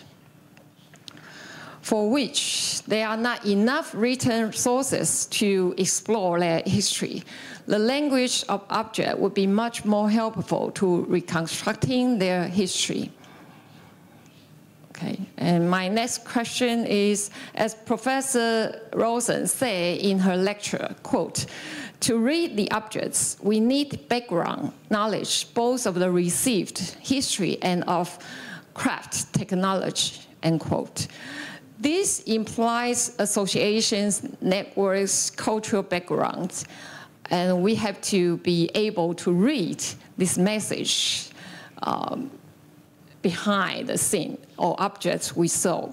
So how can scholars or students learn to read the language of objects in proper context? How do we understand the grammars of objects' language? How do scholar or student recognize that Ya Chang's tomb, the buffalo, is exceptional? What kind of craft is required to read the object language proposed by Professor Rosen? So the craft, the craft here, like technology and style, material, skill, form, decoration, all together to see the internal logic of objects. So I'm very conscious or concerned about this question.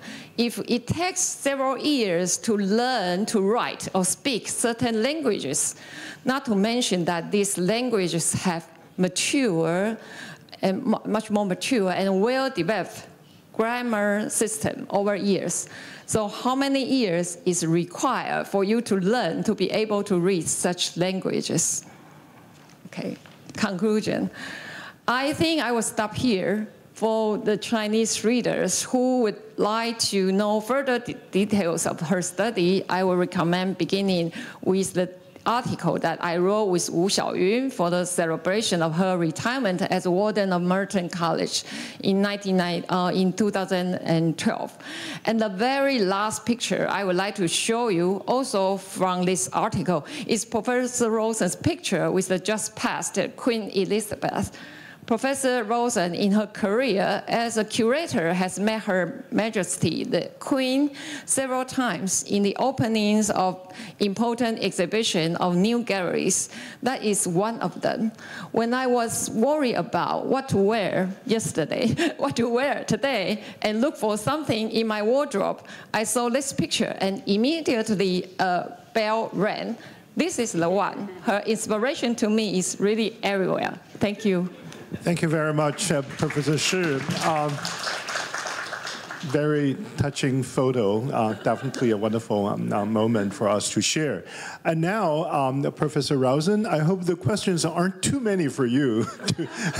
But anyway, the floor is yours. Thank you, Professor Rosen. Thank you very much. Really, it's difficult to answer all this in different ways. Perhaps I could say that you wonder how I look at things like this, and Professor Lee's view, how do I reach these conclusions? I think there are two important things in my life. I think it has been important to be a foreigner. I do not take China for granted. I had to spend years and years learning first Chinese, and then it took a long time before it was possible to travel in China. So I would say being foreign means, and being held back, being restricted, being told you can't go to China, has also meant that I've had to build my own castle, if you like. And the British Museum was a wonderful place because not only were there Chinese objects, but there's this whole range of Western Asia and Egypt. And I think some of my interest in China and my ability to make suggestions, I don't know if they're answers, but suggestions, comes from being challenged every day. When I walk through the Greek galleries and the Egyptian galleries, what do I see but a culture that is not China? Then I go to China.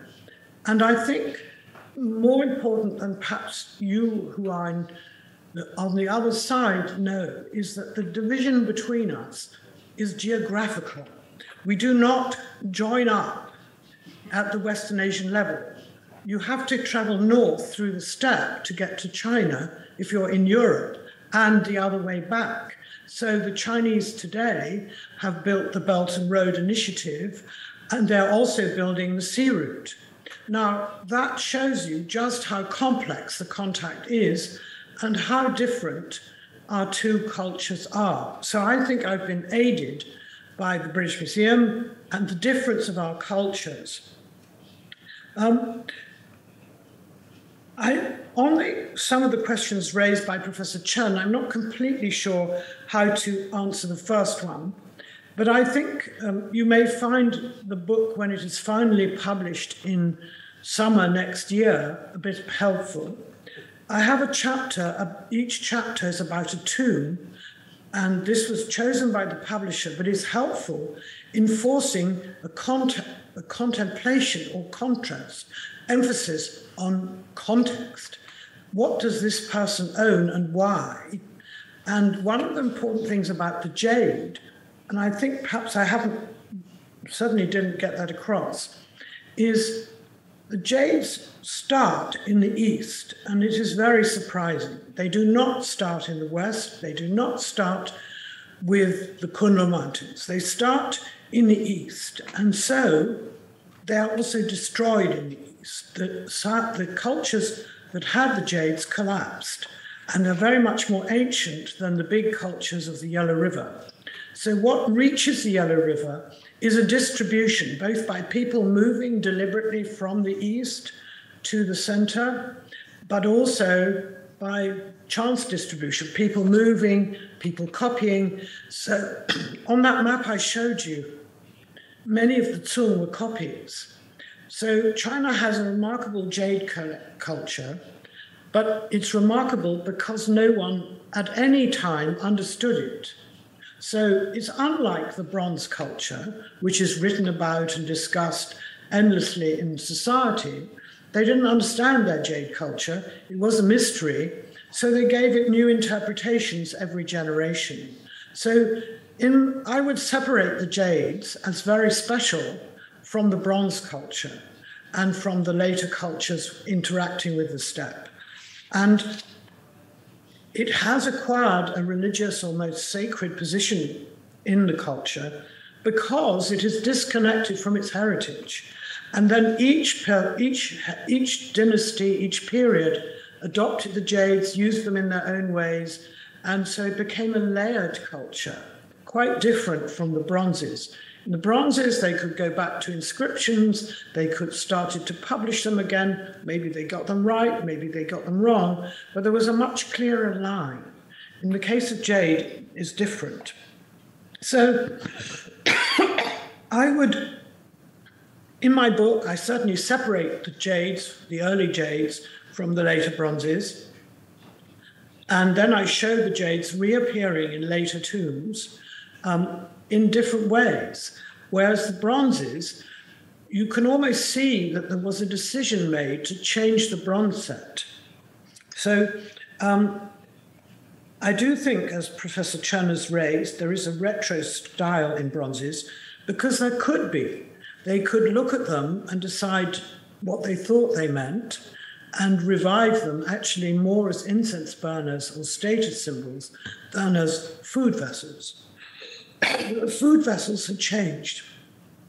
I'm sorry, I'm losing my voice. Anyway, for those two questions, I would certainly separate the jades from the bronzes and later things, and I would certainly say that China has a very important retro style, which can be documented.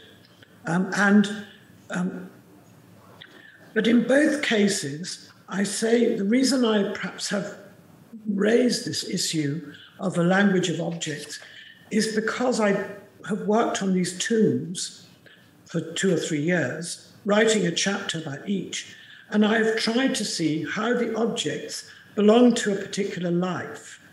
And then I look at my own room and think, how do these objects? And so the stories you can tell about objects differ from your perspective. If you're the tomb owner, you have one set of object comments. If you're the tomb preparer, the ritual specialist, you'll have another. If you're the tomb excavator, you have a third one. But this is true if you read a book. if I read a book, if I read a Chinese story and you read a Chinese story, you will have different responses. So that actually the human response in physical and in verbal form is very varied. And one of our gifts is our ability to manage this variation. If we couldn't manage the variation, we couldn't communicate. Now, I do think there is a failure on the Western side to understand the Chinese side, but I think it would be stronger and easier to get together if in China you were willing to recognize that you have not only different characteristics, but a different culture. And that culture has a language in words, a language in choreography. What I came to with the ritual vessels was you have to think of a choreography, because the handling of the vessels in the Lord of Ray's tomb is quite different from the handling of the vessels in Ya Chang's tomb, completely different. They cannot be used in the same way. The numbers are different, the foods will be different, the sequence is different. So as well as a visual, looking at objects, we look at them, we know what they're for, they have a functional meaning, they have a biography themselves, but they have a choreography. I think all these things matter in trying to construct what I call an object language. It's not easy, but how does one, I do think, answering Professor Lee's question, that the comparison was helpful. By working in the British Museum and every day passing Egypt or Greece, I realized we were not looking at the same inventory. If you don't want to talk about a language, you can always talk about an inventory. We all have inventories of what is suitable in our different societies. And I realized that China has a different inventory and to some extent is underestimated. So one of the differences between China and the West is the absence of stone in China and the presence of stone, particularly in Egypt. But what happens in the West is the stone is copied by the Greeks and copied by the Romans and then is unearthed in the medieval period, and that's why we use stone. It's not because stone is better, it's just chance. And the one important feature which I explore in my book is, of course, with the lowest plateau, you have an obstruction. It's an obstruction to the stone, and it's a big obstruction to metal.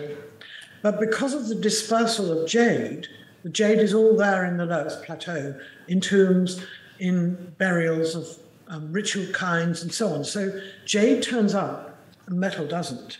So the whole way of collecting metal is quite different.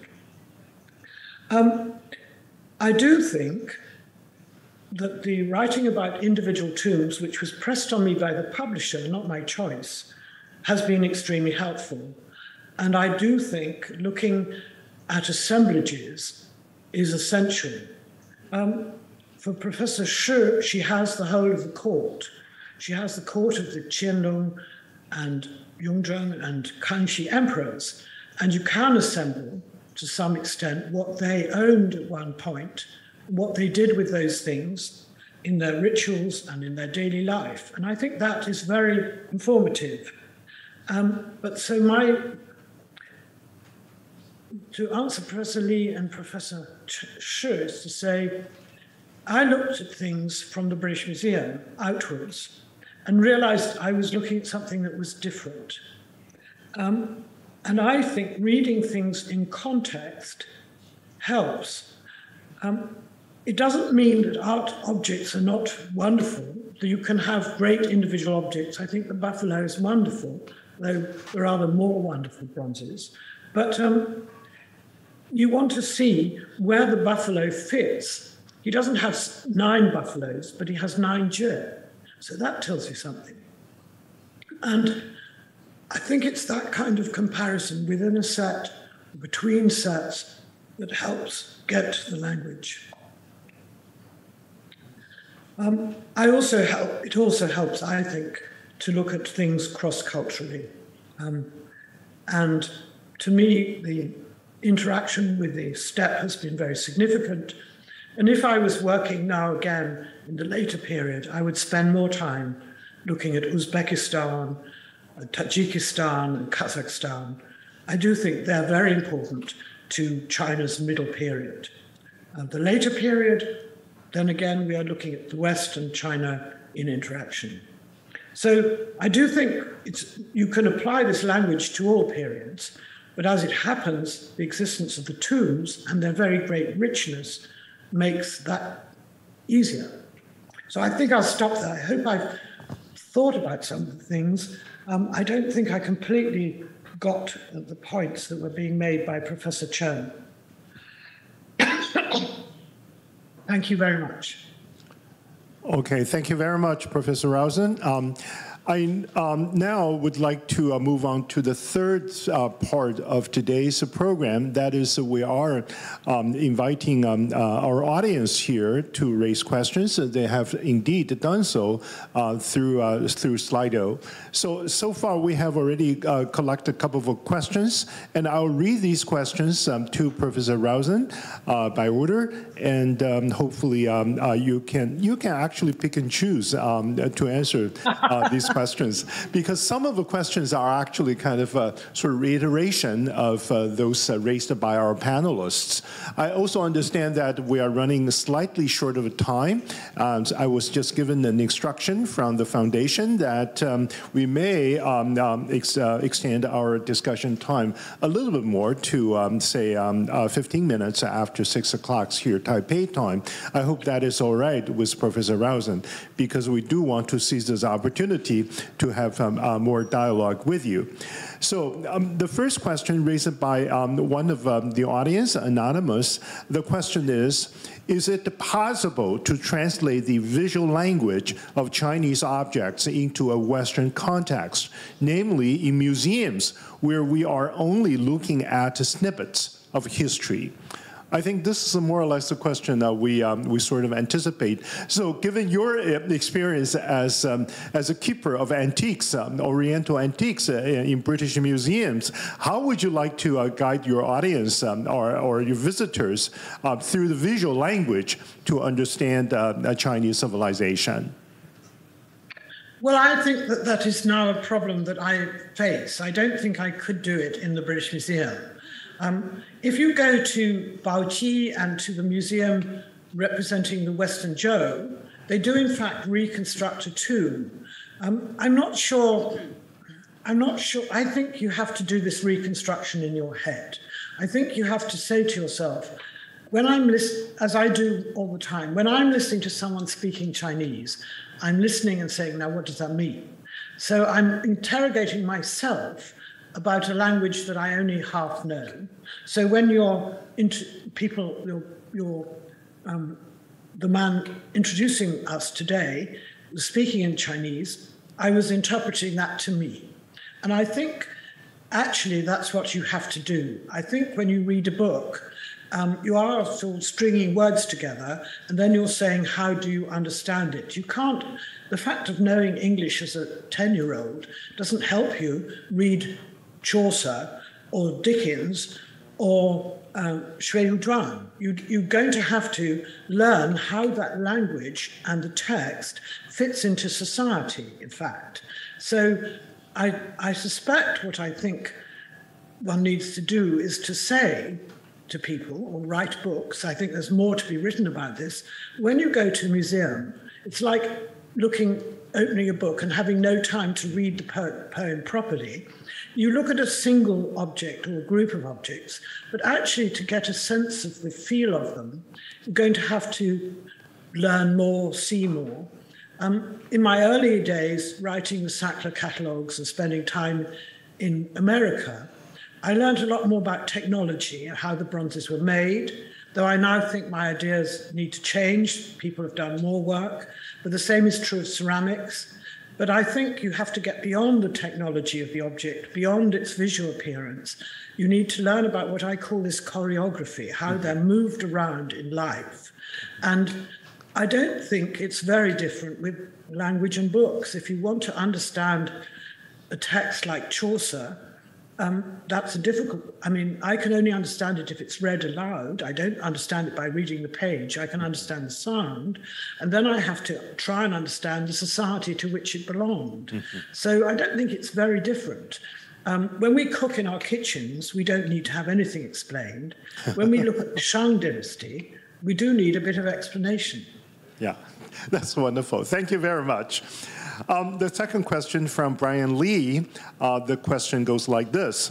The bronze vessels have quite different roles and meanings in China and the steppe.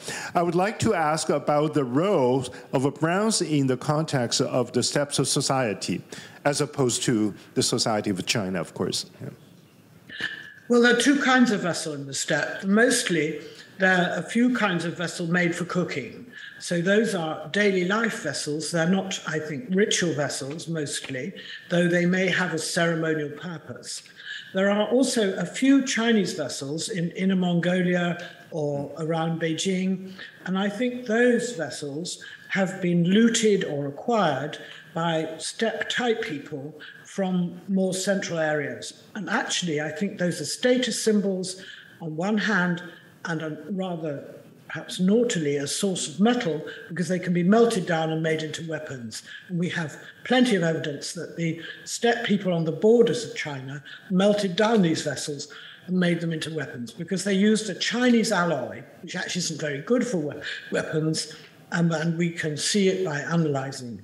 So I think rather surprisingly, but it's partly geographical, there's a strong boundary between those who use vessels for ritual, for offerings to the ancestors, and those who use vessels for either shamanistic rituals that contact the natural world, or actually melt them down to make weapons. I think there is quite a strong borderline which you can find at different periods. All right, thank you very much. The third one from one of the audience, anonymous. The question is it possible to further understand the nature of this upheaval that is evident from the change in ritual vessels? Because you were talking about upheaval in your presentation. This member of the audience is curious about a little more explanation of this upheaval that is evident from the change in the vessels. For example, by using textual sources, can we rely upon textual sources to further our understanding of the meaning of the upheaval employed in the vessels? Well, I'm very interested in that, and I've provoked a lot of controversy from the textual people. I would say two things. If you like, history has helped us a bit. The historical evidence shows us that there was both a problem in the court that an uncle succeeded a nephew. There was something has gone wrong in the succession, and an important Western scholar called Yuri Pines has written about that. And the second, if you like, textual information is inscriptions in bronze vessels. We know firmly that what are called the Rung, that is, people in the lowest plateau, were invading and constantly disturbing the situation, so that the Zhou elite left the Wei River Basin. Now that is quite an upheaval. So it looks as though the change in vessel type took place in the 9th century, perhaps the late 9th century, due to upheavals that were both political, internal, but perhaps more important, physical pressure, which forced the Zhou to move to the more prosperous lands anyway. The eastern part in the North China Plain is much more prosperous. So they moved perhaps because it was more prosperous, but they certainly left the Wei Valley. So we do know that. Now, there's another kind of evidence which Martin Kern at Harvard has put forward, and he dates the Book of Songs ritual hymns, if you like, which we learn about how some of the aspects of the ceremony took place. He dates those to the late Western Zhou or early Eastern Zhou, and similarly for the texts in the Shujing. Now, what it implies is that there was textual rewriting or commemoration of Zhou achievements at a time when there was difficulty in the court. And so in my chapter in this book, I have actually put this all together. I would put both the images of the vessels, the fact that they knew the older vessels that they left behind, the fact that they were actually buried with a lot of jades, and this writing down of the history of the early Zhou. I would put them all together as signs of, if you like, a very clever. I think the Zhou are immensely clever. I admire them hugely. They're so skillful as politicians.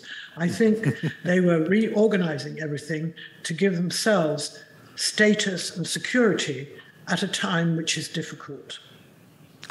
Thank you very much. The next question is from Lawrence. The question is, I would like to ask if there are research topics in the current sinology field that you think you would be interested in looking into, but have yet to be researched. As if you weren't busy enough. I'm pretty busy, actually. I mean, what I would like to know more about are I think there are two things that are really important that are not written about enough. One is the Loess Plateau in early China, how there's some wonderful people who write about bronze casting molds, and there's one particular scholar in Toronto, I think, or Canada, who's done some marvelous work on the, if you like, the microscopic arrangement of the crystals in the molds. I would like to know more about how these molds are made and how the physical geological environment affected that, and whether that really affected how the bronzes were made. Because I think it's not just a ritual question, it's also a technological question. And then I have another question, which is how China's weight, if you like, shifts south. That the big basins of the Yangtze River are enormously prosperous and very, very important, but in the Bronze Age are separate. They are very different. The Chongqing area, the Chengdu area is different from the Hubei area, which is different from the delta at Yangzhou, so the tremendous difference. But then as the Han collapse and the outsiders move in, forming slightly stronger governments than they did earlier, or forming any sort of government, people and scholars and elite move south. And gradually, the importance of China moves south. And I think that is something that's really interesting. It's interesting in what one might call the early medieval period. And I would be very interested in looking at what is dominated by archaeology along the northern rivers and the Loess Plateau, how the archaeology of the south, something I have not studied, shows up the growing importance of southern China. And I think southern China is very important at all periods, but we move from a very distinctly separated set of basins to a much more related group of people in the late Tang, and then in the late Sung period, and then in the Yuan and Ming, we're getting huge efforts in the south. So I would say I had these two interests, but I'm already full of activity. I don't know that I'll ever manage either of these. Okay, so we'll make sure that you will move on with a lot of more new projects and the topics to engage you. All right. The next question is from one of the audience named Qiu Lingling. I think this is a lady. She asked, I wonder about the relationship between your book titled The Chinese Ornament and Alois Riegel, excuse me for my pronunciation, book titled The Problems of Style, Foundations for a History of Ornament. Well, I was very much influenced by that book, and therefore in communication, in leading to changes in ornament. That's what he wrote. He wrote about carpets, and particularly about Western Asian carpets and their impact in the West. You could say perhaps one of the not quite failures, but biases of my Lotus and the Dragon is that I spend an awful lot of time on motifs and detail.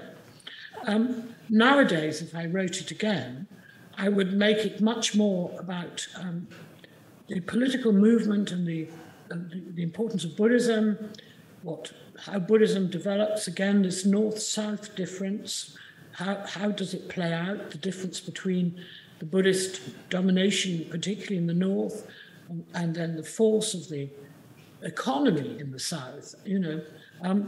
Riegel wasn't into that at all, but I think nowadays, I was very influenced by Riegel and by Gombrich and people like that, and by my life in the British Museum. But I would now turn to a different way of looking at China and look much more at the geographical and economic difference that is very striking. I mean, if you travel in China, the most important thing you see is this huge regional difference, huge also intellectual and religious differences, and above all, economic. And I think that has a much bigger effect than I've ever allowed it to impinge on me, but I ought to have allowed it more. Thank you very much. The next question is raised, seems to me, is raised by a group of promoters of a program named 碰触历史 or Touching History. They actually raised a very, very interesting question. They wanted to find out, Professor Rosen, whenever you had your first opportunity to look at the objects under study, what kind of a feeling you might have? How do you feel you are enlightened by this kind of immediate sensorial experience of touching the objects in study? Well, that I think is important, very important. I learned it first, not in Britain at all, and not in China. I went as an 18-year-old on an expedition, an excavation in the Middle East, in what was in those days Israel, not Israel, it was Jordan, in the city of Jerusalem. And I joined an excavation for 3 years in the 60s before the reconquest by Israel. I joined this Jordan excavation in the city of Jerusalem. And there were about 10 different sites. I was in a little site on a big slope, on a very early site. But there was another very big site where they excavated a medieval area which had Chinese ceramics. So it was very hands-on activity.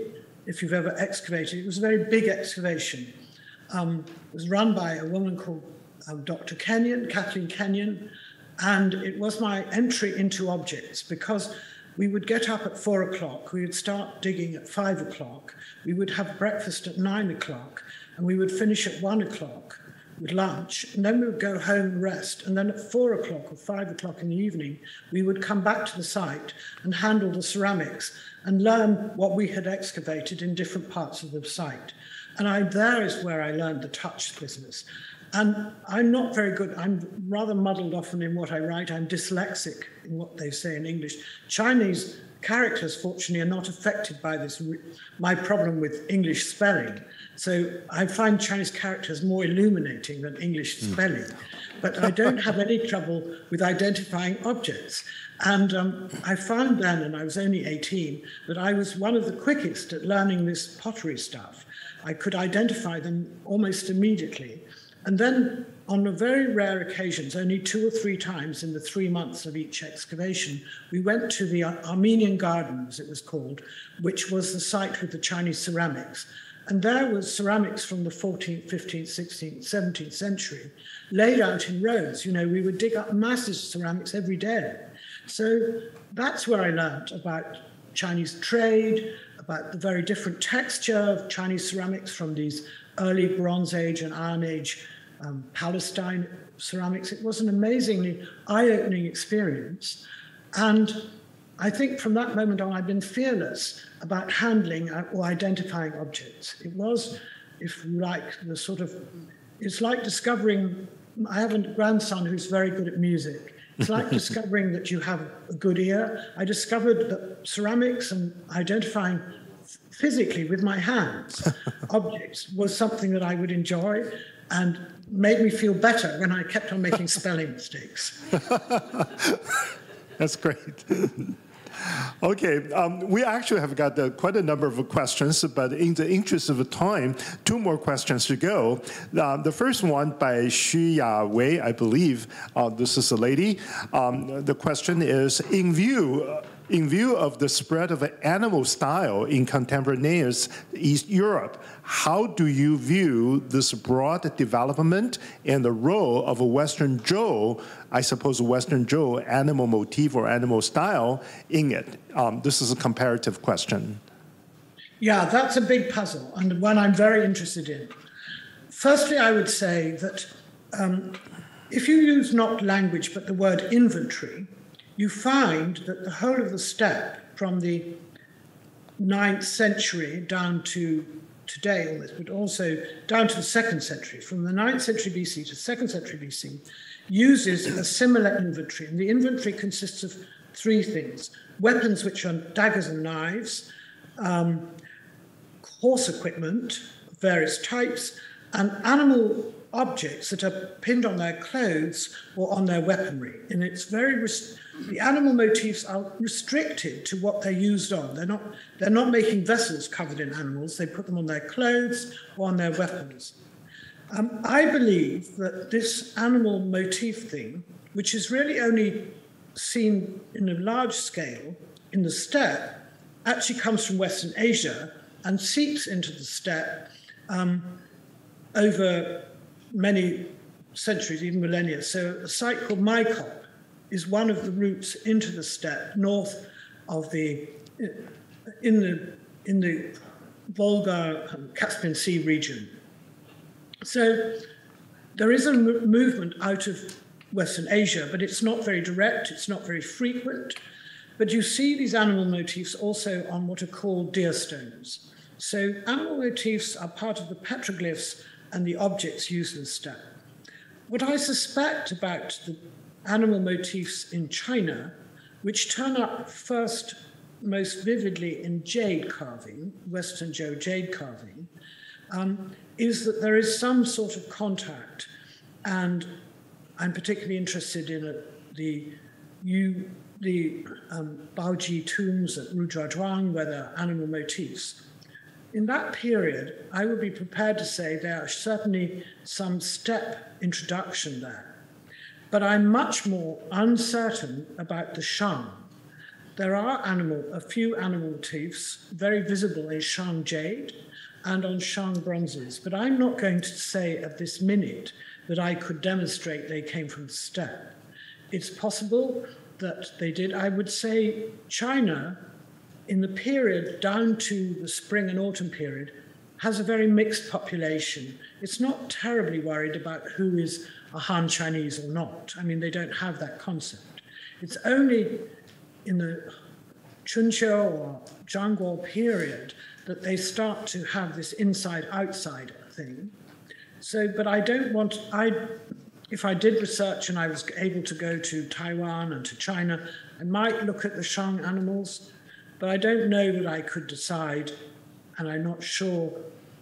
I mean, there are things that I think must have a steppe background, but I don't want to say that they have. I think they might have, and there's plenty of early stuff coming into the steppe, but until you've walked over the ground and found some more physical evidence, it would be difficult. So I don't know the answer. All right, thank you very much.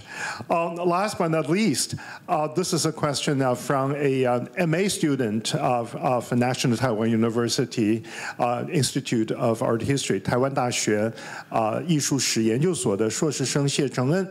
All right, the question is actually a very general question. Professor Rosen, how would you assess or evaluate the contemporary field of art history studies in general? How everything's going on in the field contemporarily, particularly in the context when Asia is being used as a kind of a model or kind of framework through which to understand art history studies in general. A second question, equally a very general question. Could you have some advice for all of us as to how we can take advantage of the method of comparison or contrast, comparative methodology, how we could better make use of this comparative method for our study? Well, I think most art historians would say I was very old-fashioned and very positivist and not theoretical enough. So I don't think I'm a good example to follow in any way. I think what you see in me is someone who has had a lot of material experience. And if you want to study anything, I cannot emphasize more the need to have material experience, to physically either look at paintings or hold objects, and also, in the case of modern art, read what people have written about their own paintings. But I think over-theorizing doesn't help when you're looking back to the periods I look at. And I still think the physical and the material is what matters, because that is what the artist or the ceramicist used himself or herself. So while I know that this huge emphasis on theory is taking place, I do debate it with my colleagues here at Oxford, I do think, for me, and what I've done, the actual physical material matters most. But I think you have to go beyond the material and say, what am I looking at? What is the society saying? What is the craftsman saying, the patron, and the society? I don't think you can just say it's beautiful or I like it. I think you need to look at the evidence of where it stood in that society. And that helps a lot if you read what the people of the time, you may not have a text, but you will have a tomb or a room or a campsite if you're looking at the steppe and so on. I think comparatively, I would emphasize that when I'm talking to my Western friends who wonder why I study China, I say, well, you have only got China to compare. It is the culture that balances Western Asia. And Western Asia and Egypt and Greece and Rome are the heritage of Western Europe, and therefore the heritage also of Australia, America, etc. So China, Korea, and Japan are on the other side. And I think it's extremely helpful to put ourselves in the West in proportion and see that there is this other way of doing things, other ways of thinking, other ways of dressing, other ways of honoring the spirits and the dead. I think that it's very important to see oneself in this mirror, if you like, and see that it's different. Now, the same is true of China, and I feel the whole of China needs to balance itself and say, well, we don't know that we actually like what's on the other side, but they're there, and we need to see that there are different ways to live and different ways to exist. And that's what I've learned from this comparative. As it happens, China is next door to the steppe, and it's a long way from Europe. But now with the Belt and Road and with sea, there's plenty of interaction with Europe. And I think both sides gain by respecting the other choices, because we've each made choices. Each side has a portfolio of possibilities. China did not have the possibilities of building the stone sculpture of Egypt. Egypt did not have the possibility of making the great ceramics of China. So we need to see the difference due to historical, but also geological and geographical situations, and realize that humans are unusual in having the ability to make different choices. There are other choices to study, of course, in Central America, Australia, but for those of us in Eurasia, there are these two big cultures, which are also in America. So I just say that it's useful to study the other side. Whether you like it or not is a different question, but studying is always worthwhile, and I've had a fantastic life in seeing that there was this choice. Thank you very much, Professor Rosen. I think that's the perfect answer to bring our dialogue to an end. Professor Rosen and the ladies and gentlemen, I think we are already 15 minutes over time, and we need to bring our forum to an end. I think at this point, we are all impressed by Professor Rosen's erudition, her insightful comments on those questions and suggestions, her humbleness, and particularly her good sense of humor. This was really purely a pleasure for me to be part of this dialogue, and as a student of the conversation, I feel I should have taken art history as my first major. This is truly the most powerful communication between Taiwan and the UK. I really appreciate this opportunity to help moderate this forum, and definitely I think all of us are sharing one big wish, that is Professor Rosen will be able to make her trip to Taipei next year, hopefully, and so that we could meet each other face to face, but not necessarily in touch, of course, but still we definitely enjoy our conversation very much, and certainly we look forward to learning from you, your wisdom, your discovery, and of course we have our best wishes for the publication of your new book, which is coming out 2023. I would like to use this opportunity to thank the Tang Foundation for sponsoring the whole event, and of course our three panelists who also share their insights with all of us for this wonderful afternoon. And now I think at this point, I would like to invite everybody to join me in thanking Professor Rosen for her contribution to the field and for her wonderful contribution to this particular forum. Thank you very much, Professor Rosen, for a wonderful afternoon for us. And I hope you will take a good break after this long and intensive conversation. Thank you very much, and good evening, everybody here in Taipei. Thank you. Thank you. Thank you. Thank you very much. Thank you.